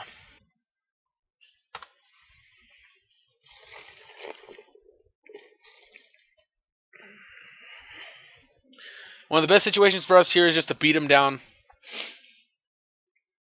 Obviously, they have a lot of outs here. Or not outs, but really good draws. Stoneforge Mystic's pretty good. I mean, they still gotta take a lot of damage to get this Batter Skull into play. And hopefully we'll just draw a Kolaghan's Command and we'll just be done with that decision completely anyway.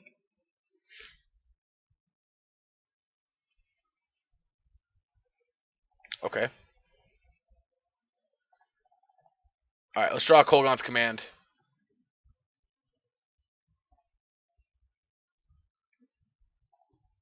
It could be a Kolaghan's Command. Do you go to 3? I don't think you can when I have bolts in my deck. Okay.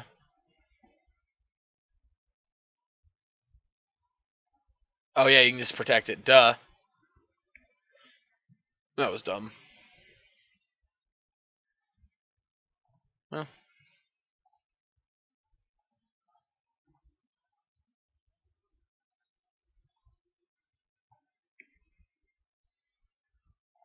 Well.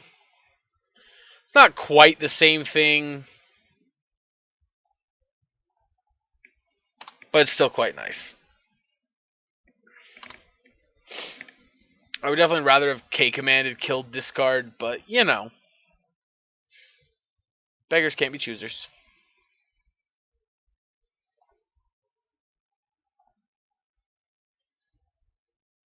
All right, let's attack here.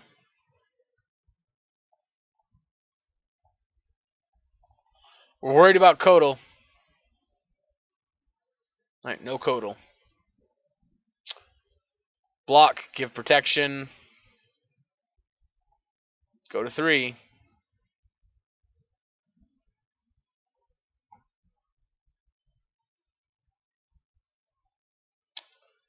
going to play the Foothills and pass.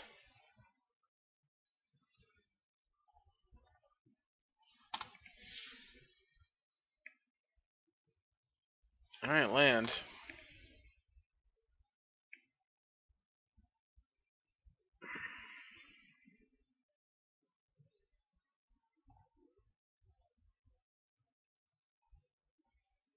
I mean, I can't say I disagree. I definitely feel like they're at that point now. Alright, Stoneforge. Batterskull.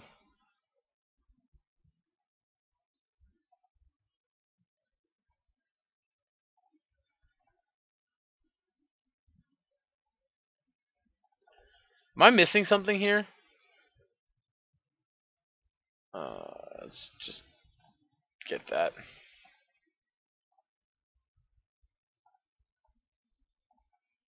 Mean.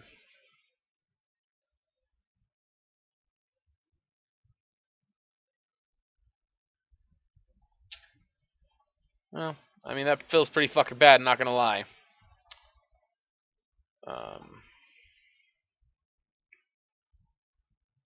They do have to double block, and they get to protect 1, though. Yeah.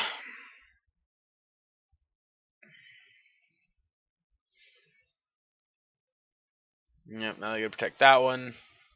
This is how they draw Vizier of Remedies and kills us.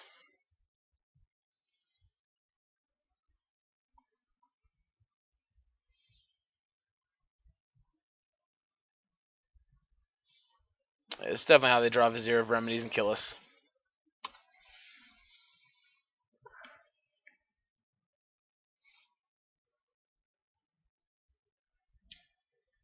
Did I punt somewhere? Was there a point where we could have gotten 3 extra damage in? Would taking Scavenging Ooze have been better here? I guess we had a couple extra turns of mana. I guess Scavenging Ooze might be a decent sized creature.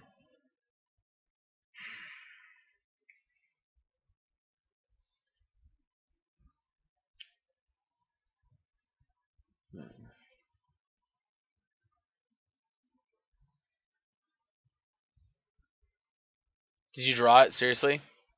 Oh no, Cuddle to redraw.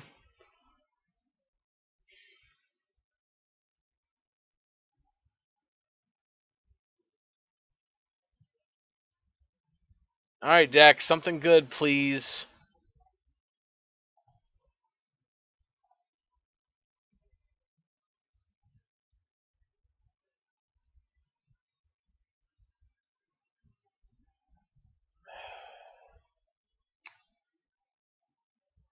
So, like, here's the problem, right?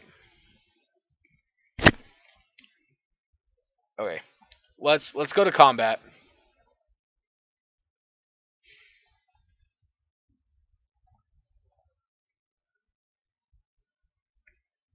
Now block.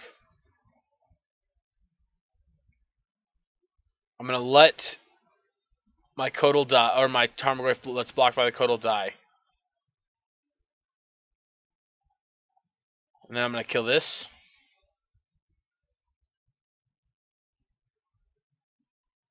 And keep in mind, they wouldn't have been dead if I pushed one of the other creatures, because they could have untapped and blocked with this. So keep that in mind. Yes, it would have been a 0-1 instead, but they still could have blocked and bought themselves one more turn. So this way, I feel like it's a higher upside because we kill their creature. Oh, I'm stupid. It doesn't have Death Touch. Never mind. It doesn't have Death Touch yet. Never mind. Okay, that block for me, that play for me might be wrong in the site that this had Death Touch, but because it didn't have Death Touch, which I totally forgot about because it's not actually a Baleful Strix, I think this play was definitely the right play, the safer play rather. So, also that plays better if they have a Batterskull to put into play, because we can actually push the germ token before it gets to block us. Not that that like changes very much damage wise, but it makes a big difference. I guess it doesn't matter actually if they had the Batterskull, we're pretty dead. Yeah, if they just would have gotten a Batterskull, we would have been in trouble. I wonder why they got that. Did they not have Batterskull in? Did they take out Batterskull against us? That doesn't seem good at all. Alright, well anyway, we actually won a match, which, I mean, that was kind of a 3-0 win, because we decided to do it the hard way. Yeah, I mean, overall the deck still feels really good. Those first 3 matches are all very close. Some of them lost my own error, I think in sideboard decisions, but overall, I think the match is really, this deck's really good. We're going to play the last round here. We'll be back in just a minute. Alright, round 5.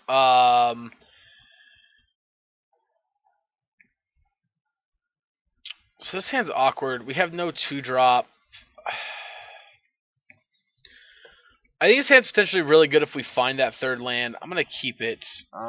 Also kind of at the point now where I don't really care because of the outcome of the first 2 rounds. Feeling real crappy about that, but that's okay. Alright, well, we're finding it's probably a snow deck.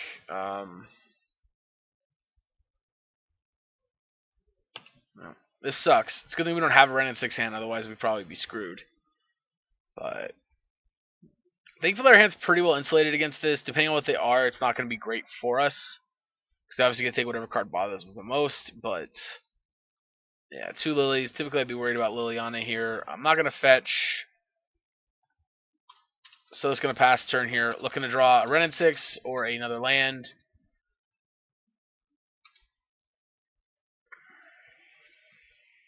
That's fine. So they're probably like a Jund Moon deck or just a green-black rock deck playing Vistas, I guess. They obviously didn't want to deal with Lilianas, which makes sense. I mean, you know. Alright, well, we drew the third land, which is good. It's a tapped land, so we couldn't have played our Lilies anyway. Now we're looking for that 4th land for this Bloodbraid Elf. So the green-black rock almost certainly now.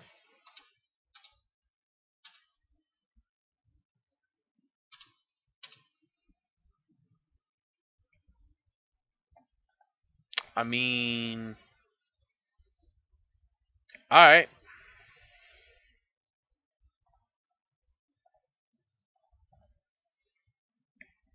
So this does suck on one hand because we did just go through a bunch of effort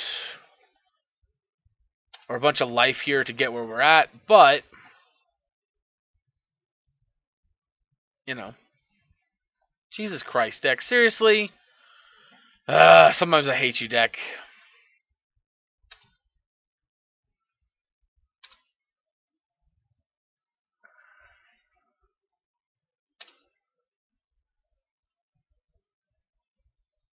Let's get a forest.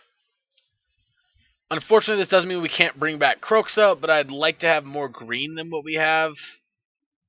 They are an island. What in God's name are we playing against? Okay, so some kind of Sultai snow control? Great. More weird decks that I have no idea what we're doing against.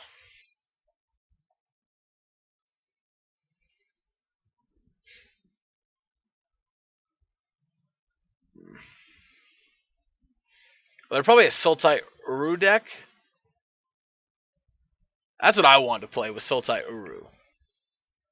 Well, not want to. That's what we're going to play next. The next video is Sultai Uru, so. I mean. Okay.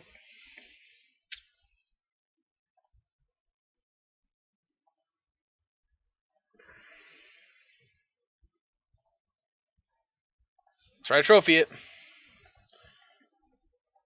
Alright, Joe, you need black mana. Alright, Joey, you need green mana.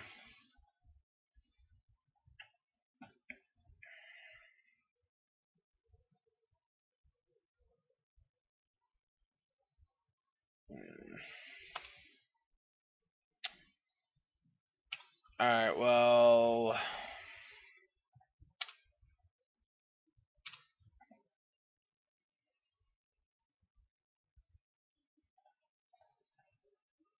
I'm going to trade with the Goyf.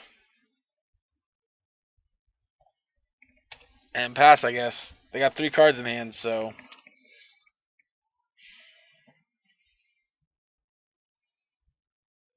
I mean...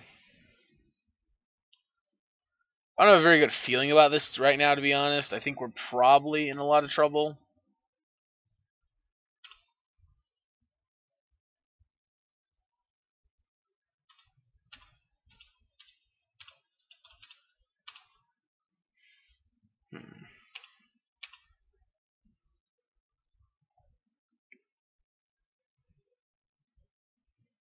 Let's go face.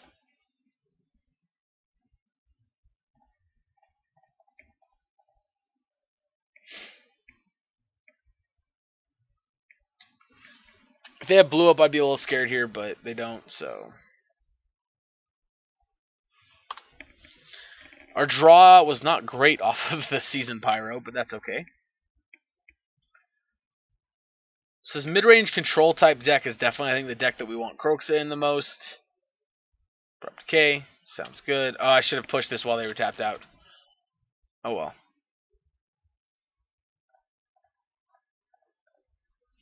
Well, we got them to use an Inquisition, so I'm happy about that, I guess. Jason Mind Sculptor here to be bad for us. Yep, of fucking course. Alright, start Fate Sealing to win the game. Yep. Uh-huh.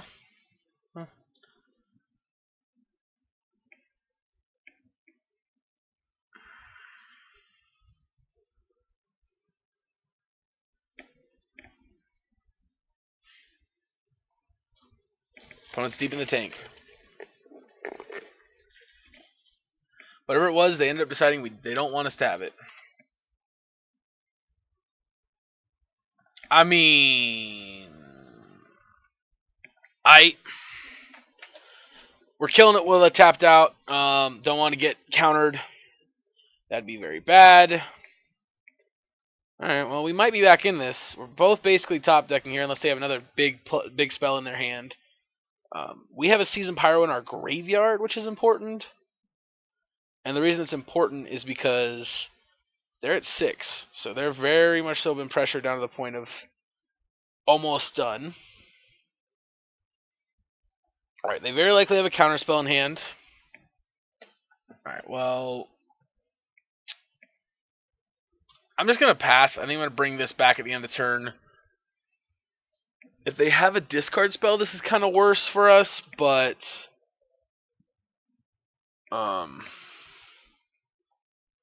Going to be very, very hard for us to play around discard and counter spells. So...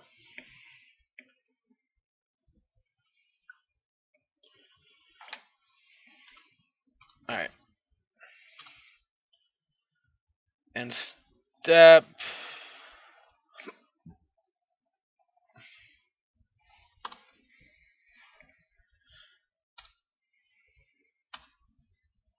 Alright, stack first.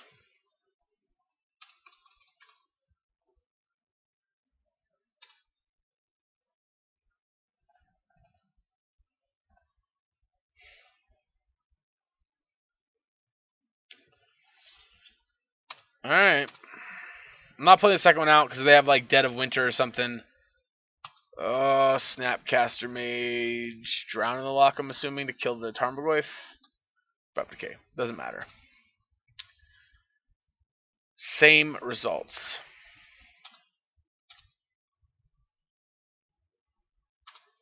Now this is a feel bad because if we would have played the Tarmogoyf, obviously we're in a better position to have Tarmogoyf and 1/1s because then they have to chump the Tarmogoyf. But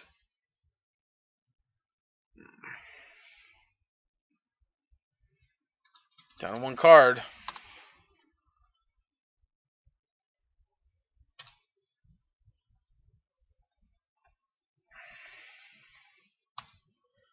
Alright, let's attack. They choose to trade. That's good for us.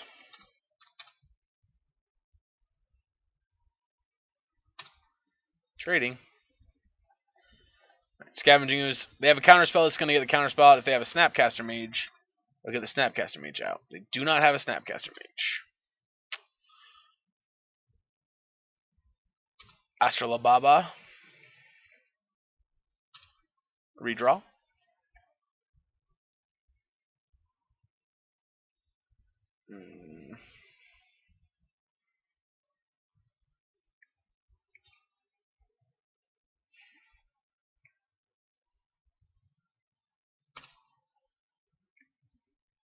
Interesting.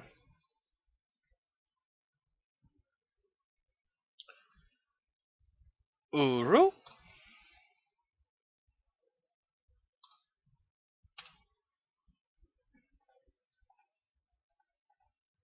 Alright.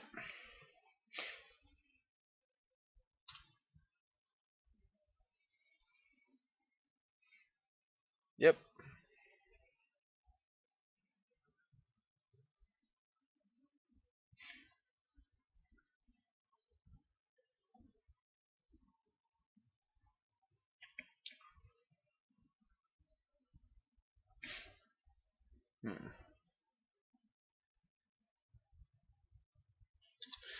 Once of course Moto would give me Uru and Ooze is on board.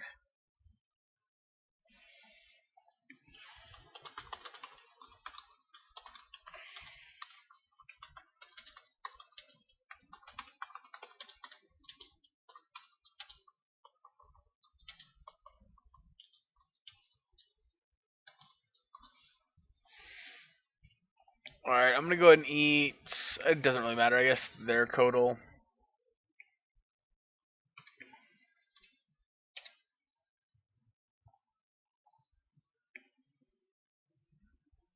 Eat their Tarmogoyf. Attack for 6.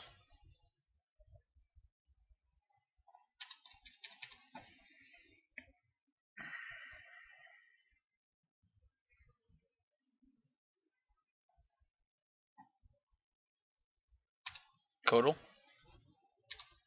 Yep, draw a card. Trades with Scavenging Ooze.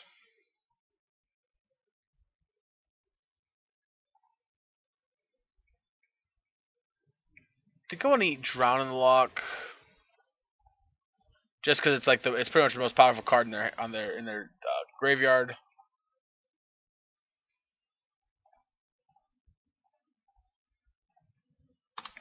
All right.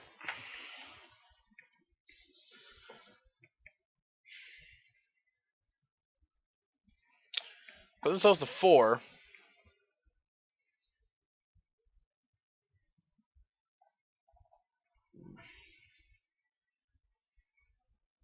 Another Codal.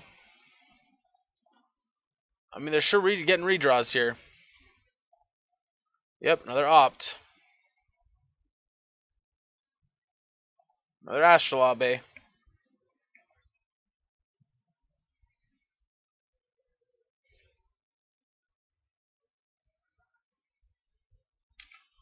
Well, fuck me.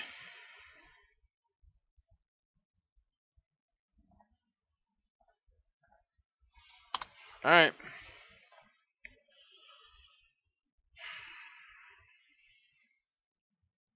Come on, deck, something good.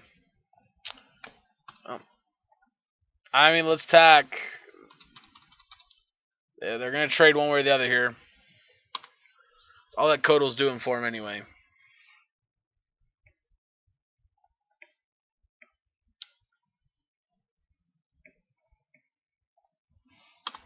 Alright. We only got one fetchable land left in our deck here, so I guess in case they play another Jace, I should have kept that one on top. Snap, Unearth. And then Unearth a Codal. Yep.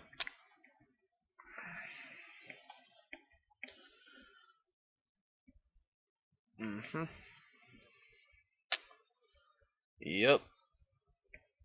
Kolagon's command would be nice. All 4 of them.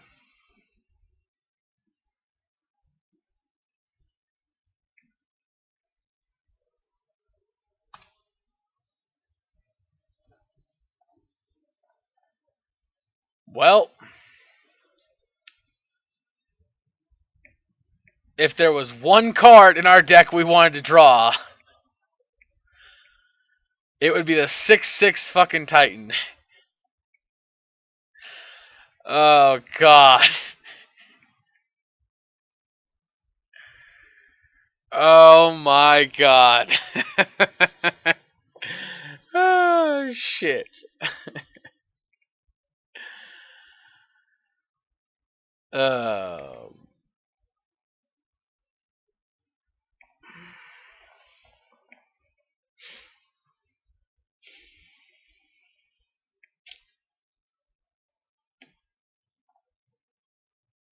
Yep.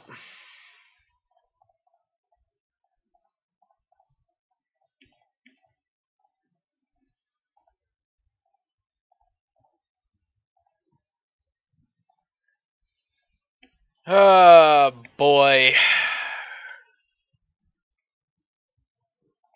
Yep. I mean, I figured as much. Oh man, that's too funny. That's just too funny.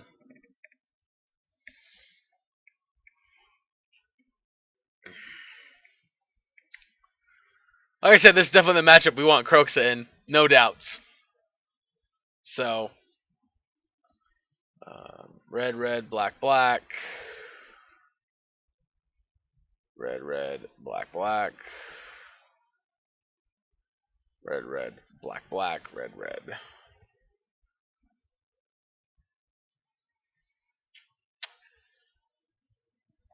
Something good?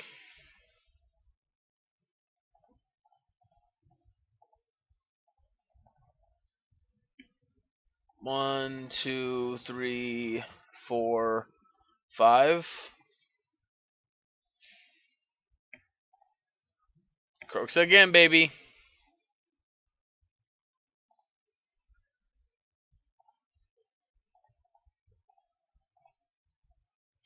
Draw a card. Running 6. Pick back up the peatland.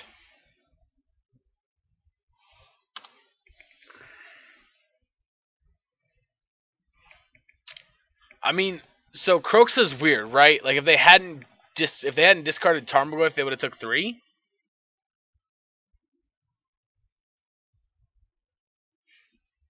I feel like our opponent drew a land.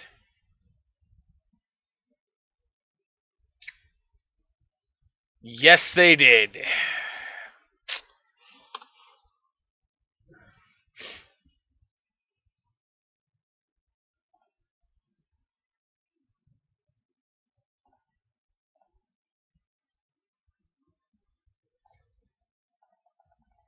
So here's the punchline. Our opponent dies unless they block with Snappy.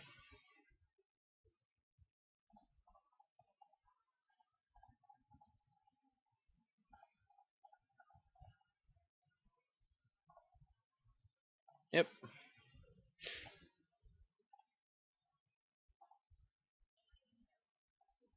Alright. So, I'm going to the dress. They're a snow deck.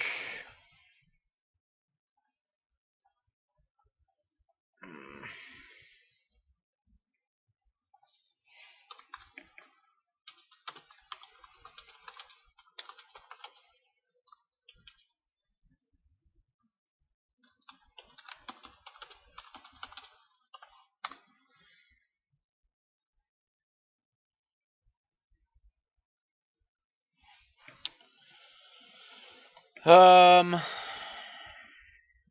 I don't want pillages, but I want these in there.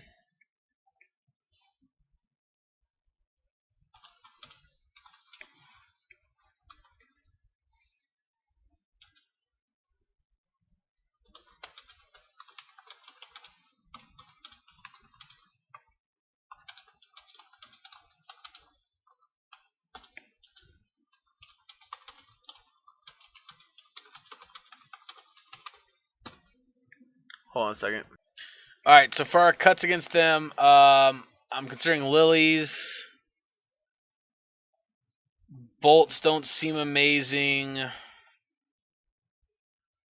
Push seems fine.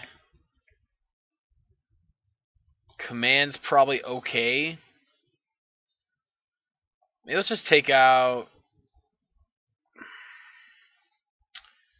Let's do this. Let's cut a Ren and 6. Let's cut a Season Pyro. And 1 Lily.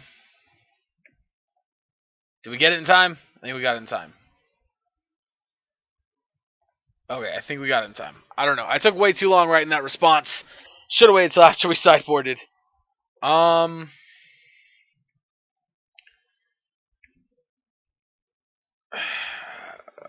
going to keep it. Kroxa was awesome. We're going to lean into Kroxa in this game. Plus, we have a Scavenging Ooze, which is also pretty good against them.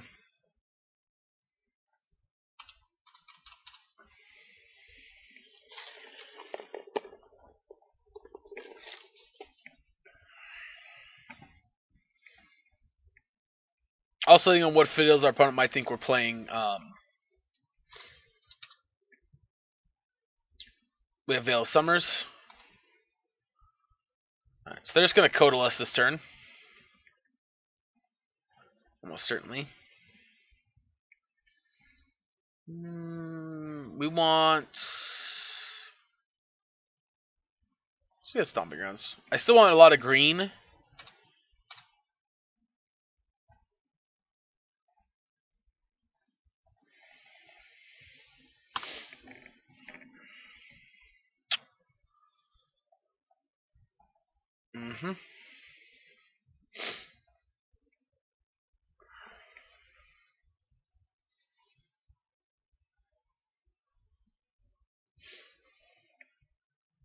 So Kroxa is what made me decide I want to keep Lilies in, since I was going to play a bunch of them.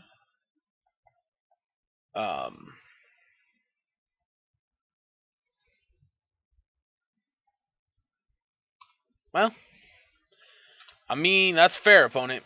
That's quite fair. But this does mean as long as our Scavenging Ooze resolves next turn, we're going to get to eat something for sure. Uh-oh.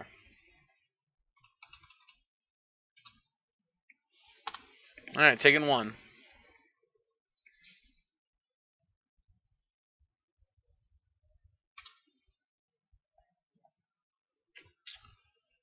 Well, it's awkward that they have Drown Lock mana up. But I don't think I can play around it. Another Codal. Alright, they could have a push here. That would definitely suck, but...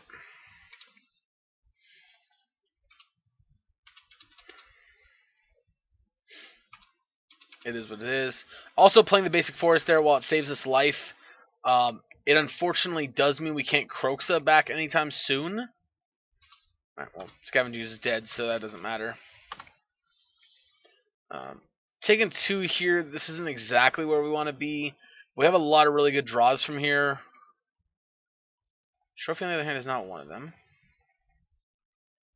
Let's go ahead and draw a card now. Alright, we'll Inquisition. If we get Veil of Summer, I'm going to cry a little, but...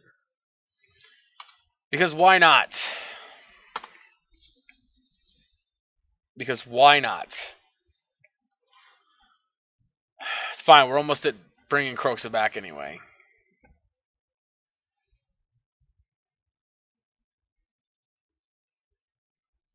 Okay. Yeah. That works for me. I'll take 2.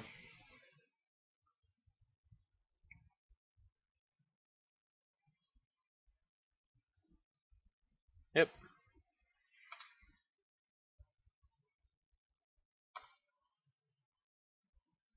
Is it greedy of me to want them to make us discard again? I feel like that's greedy of me.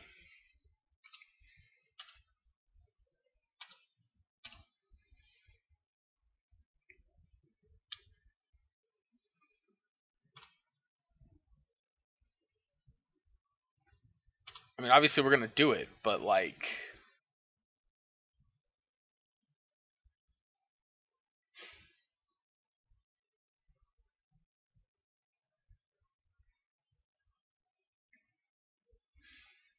All right, Tarmogoyf.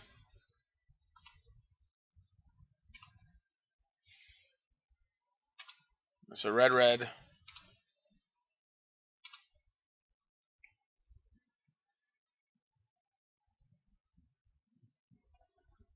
Yep, that's unfortunate.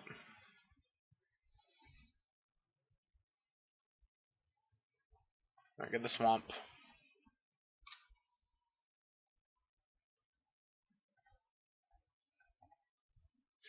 Kill Lily.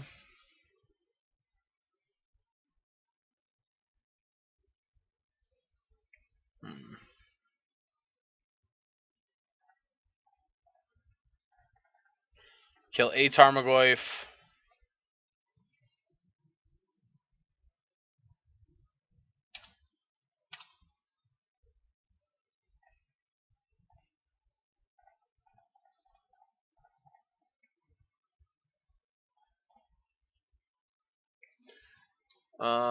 Let's go Inquisition. Land. Done.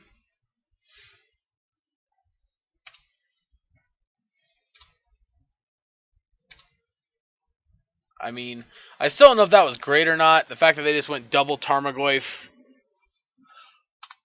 was pretty bad for us. They got to go Uru this turn too. Their Titan obviously just beats our Titan pretty badly in this spot.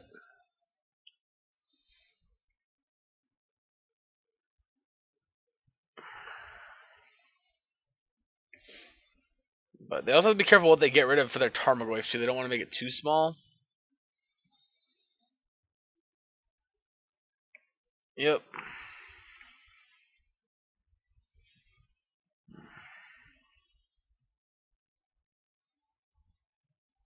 Attack for 2 in the air. Alright. We need something good off top.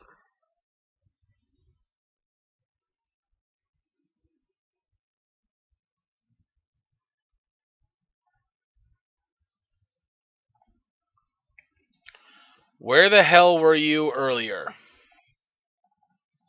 Like, literally, like, any time before this, where the hell have you been? Guess we're get rid of their graveyard, hope to shrink their Goyf a little bit.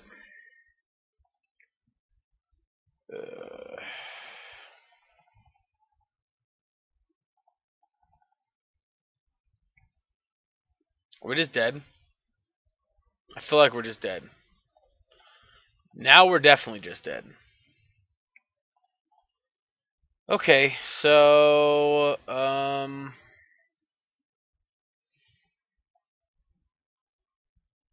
they're a little more creature mid-range than I thought they were gonna be. Maybe.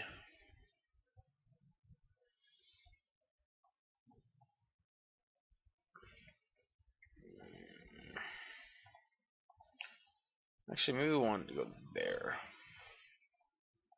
Try it like that.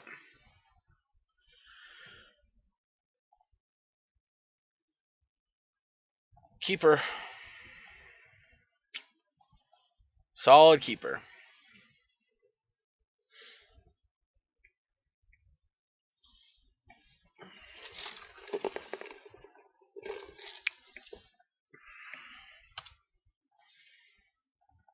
Alright, Blood Crypt.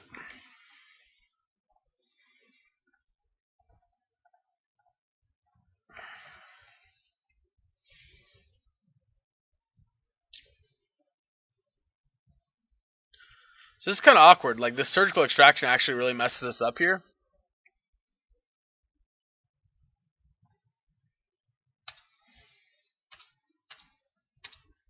Not because it stops anything else, but it gets rid of our land for our Ren.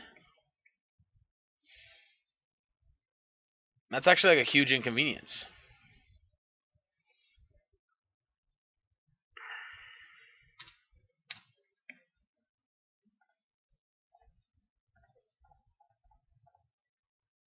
So, and I mean, other than that, I would have taken a Codal, but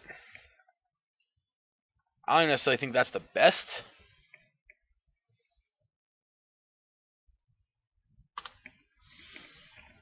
And next turn, I think we're going to go Liliana plus them, most likely. I'm going to get a Forest. Yep. Almost like I knew what they were going to do. Play Snow-Covered Island. They have 2 Unknown in hand.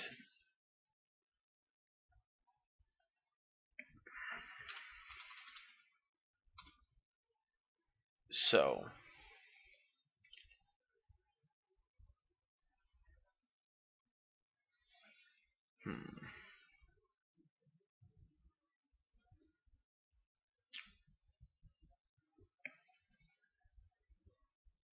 Opponent's thinking about something here.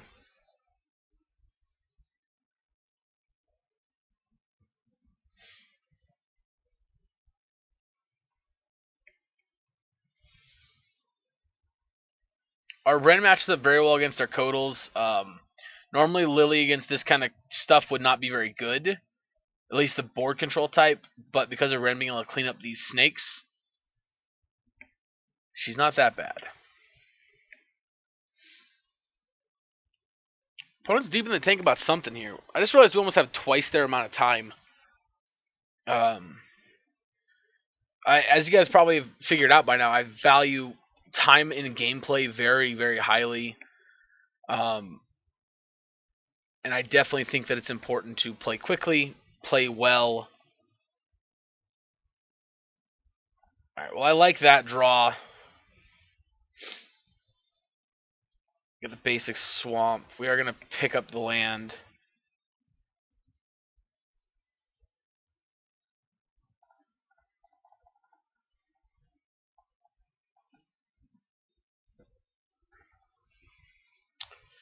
And I'm going to discard the Burning Catacombs.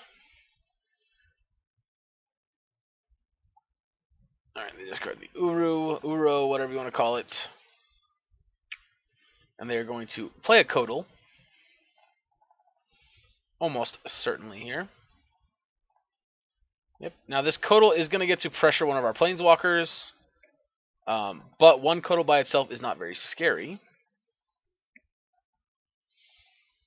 Also, the nice thing about the 2 Planeswalkers we are playing is they both kind of help each other out, right? Like, Ren can keep giving us lands back to discard to Lily, and Lily can also try and protect. They can both protect each other. I mean, Ren a little bit better than Lily, but they both do a decent job of protecting each other.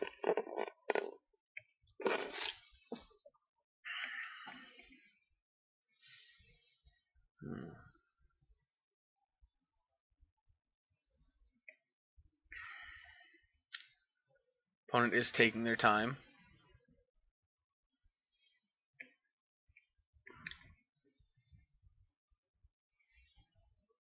Alright, they're just going to cast out the other Codal now. So they have 4 unknown cards in hand.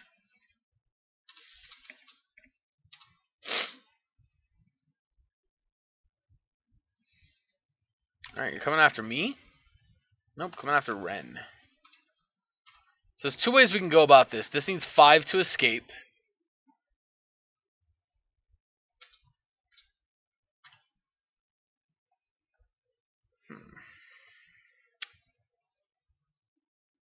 Okay.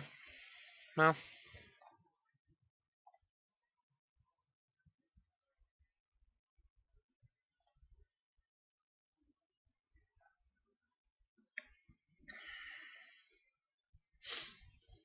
Kind of like this pick off what they're doing angle.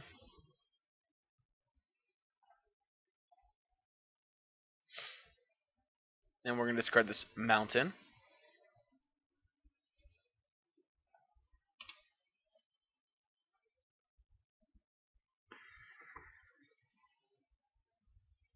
Let's go to Snapcaster Mage.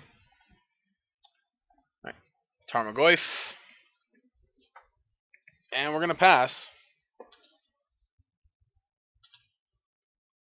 We got this Assassin's Trophy for something big they could play down the road.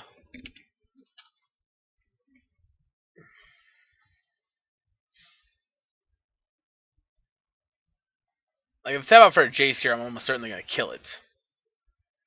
Unearthing. Ooh, okay, I like that. That's pretty nifty.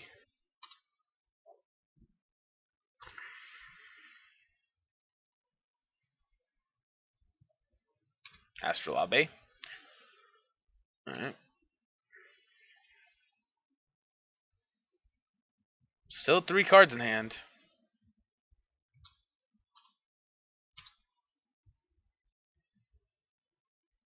Attacking Lily.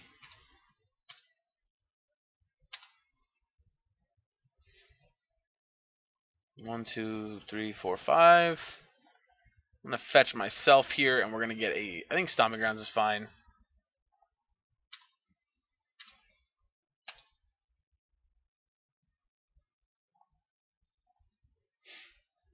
Discard Blackcleat Cliffs.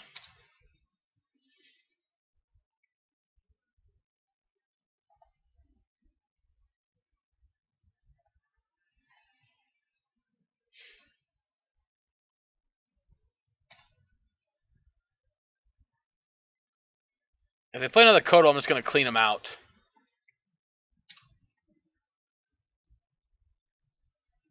Alright.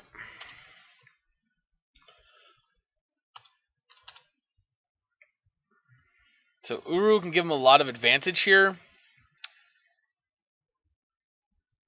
I'm dumb. I could have shattered this and stopped them from being able to play Uru this turn. Yeah, that may have been an oops on my part.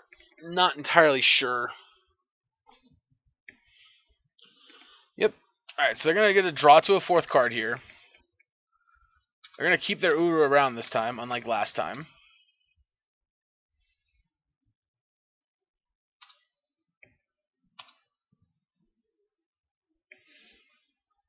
Do I want to shatter discard?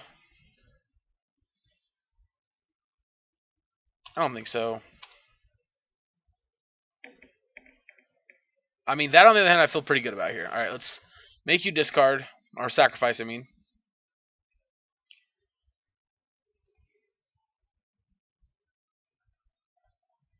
Play Kroxa.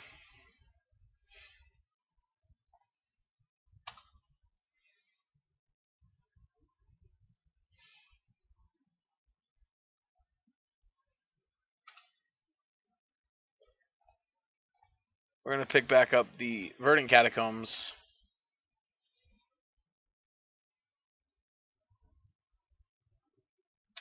Alright. Perfectly fine by me, opponent.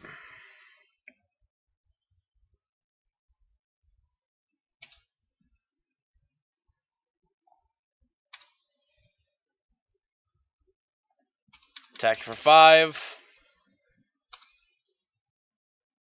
Down to 13, and we're going to pass.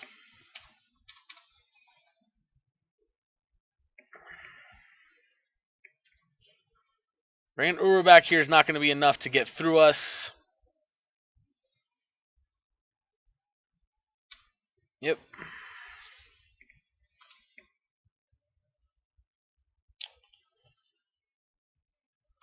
That means they get to get it back again.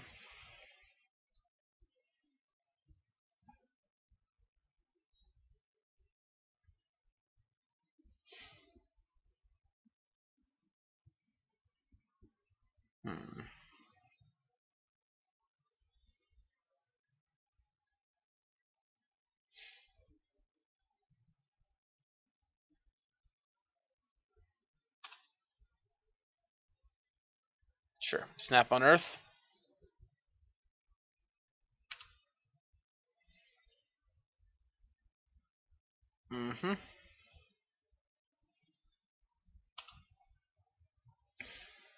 Yep.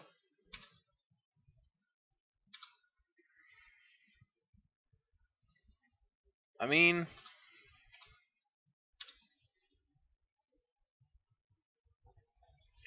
as far as game plans go, that's not the worst. I need the Blood Crypt. Alright, target player discards deal 2.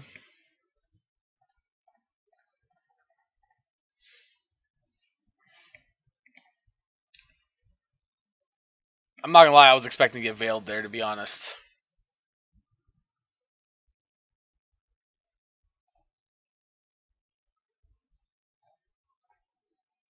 Each player discards.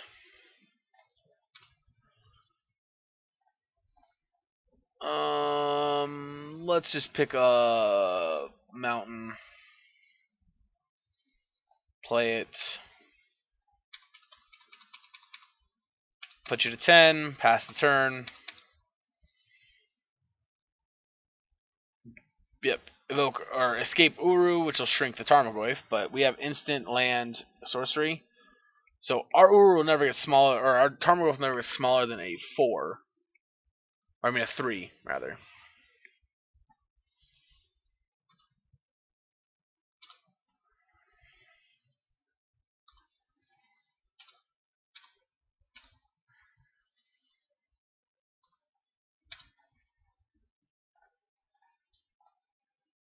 Do you have Veil? You don't. Attacks.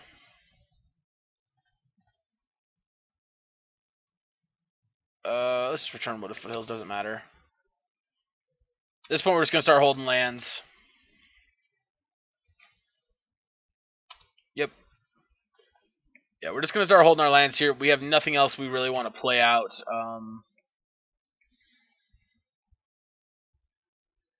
Another Uru. Which cantrips you. You gain 3 life back.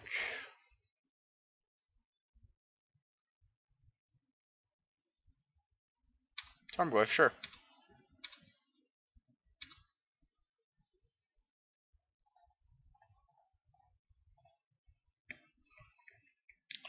Killing the Tarmogoyf.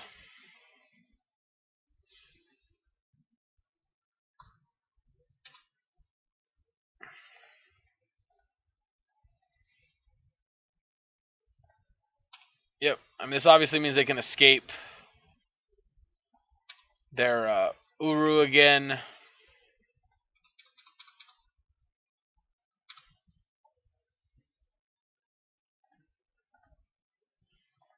But at this point, I feel like we're just playing the long game. We're just playing a long game here.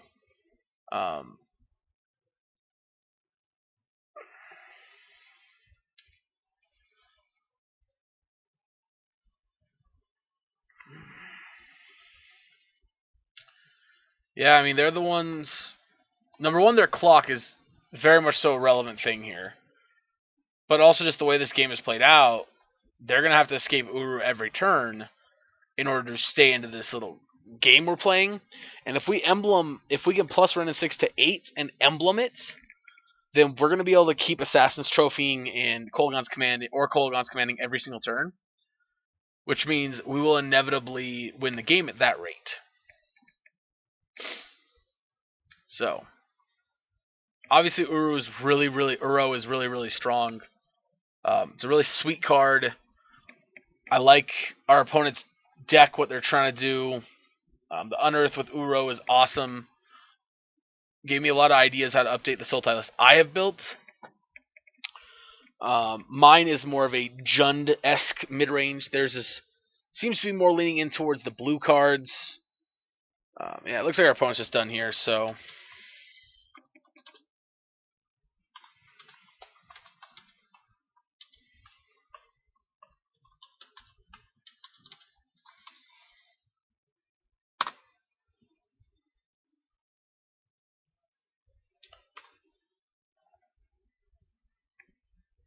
Alright. Our opponent has run out of time.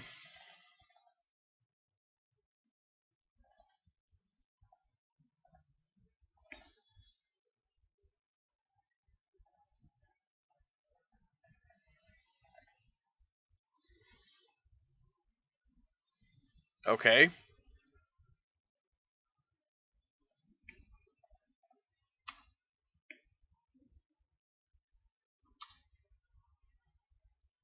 That's a new one.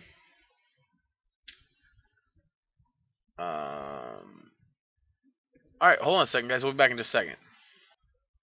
Okay, that was weird. Apparently our opponent has 1:36 left.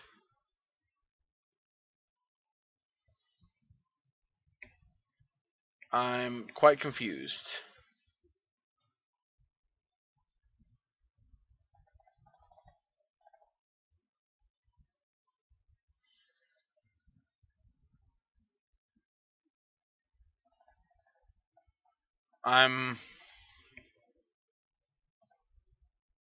Oh wait, hold on a second, guys. Okay, I'm not entirely sure what's going on here. It looks like we're both having connectivity problems.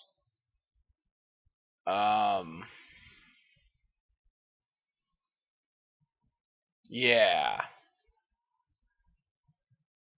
So I don't know.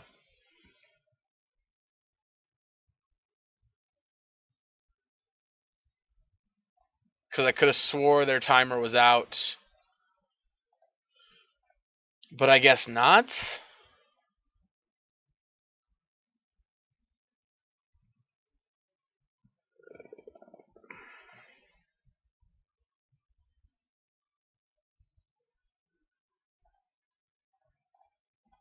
I mean, unfortunately the game is over, but you know. Alright. So we win the match.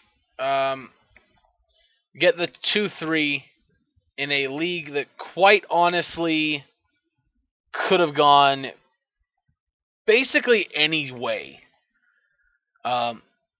We could have gone 5-0 in that league. We could have gone 4-1, 3-2. We could have gone any direction. All these matches were extremely close. Yeah, we lost 2 really close devoted druid matches, just not drawing well, and making mistakes. And then that first match, we just misevaluated the matchup. But to be honest, all the matches were very close, very much so winnable. Overall, my thoughts of the deck are this. Kroxa is very, very, very good in matchups. In the creature-based matchups, I think that card is terrible. I think it has no place being in your deck. But against the control matchups, so if you're expecting control, I think it's great. I think it's a really good card. You should play it. Against ramp decks, again, I think we should have took it out. I kind of kept it in just because I wanted to draw it to see how it felt. But I think that was a mistake. We should have taken it out. With this list, I think I need to lean more into... I think maybe the fourth one would have been good over the other Seasoned Pyromancer. But at the same time, like, Seasoned Pyromancer is really, really good. Blood Braids are really, really good. Honestly, my ideal list is kind of be 4, 4, and 4. And then kind of go from there. Sideboard-wise, I think everything's pretty much fine. As we saw there, we got a lot of Veil of Summers against us. That's why, again, I said I was choosing Pillage over Fulminator. That's what it's called. But, you know, I think the deck is definitely worth considering. Kroxa, definitely think worth playing. You know, give it a try. I definitely would recommend it. I don't think the card is great in the deck, though. I think that it's got a lot of problems. But anyway, let me know what you guys think in the comment section below. I hope you guys enjoyed this video. If you did, hit that like button. If you want to see more videos like this, go ahead and hit the subscribe button. Yeah, we're going to play a Sultai Uro next. We're going to see how that goes. Thank you guys so much for tuning in. And yeah, I hope you enjoyed.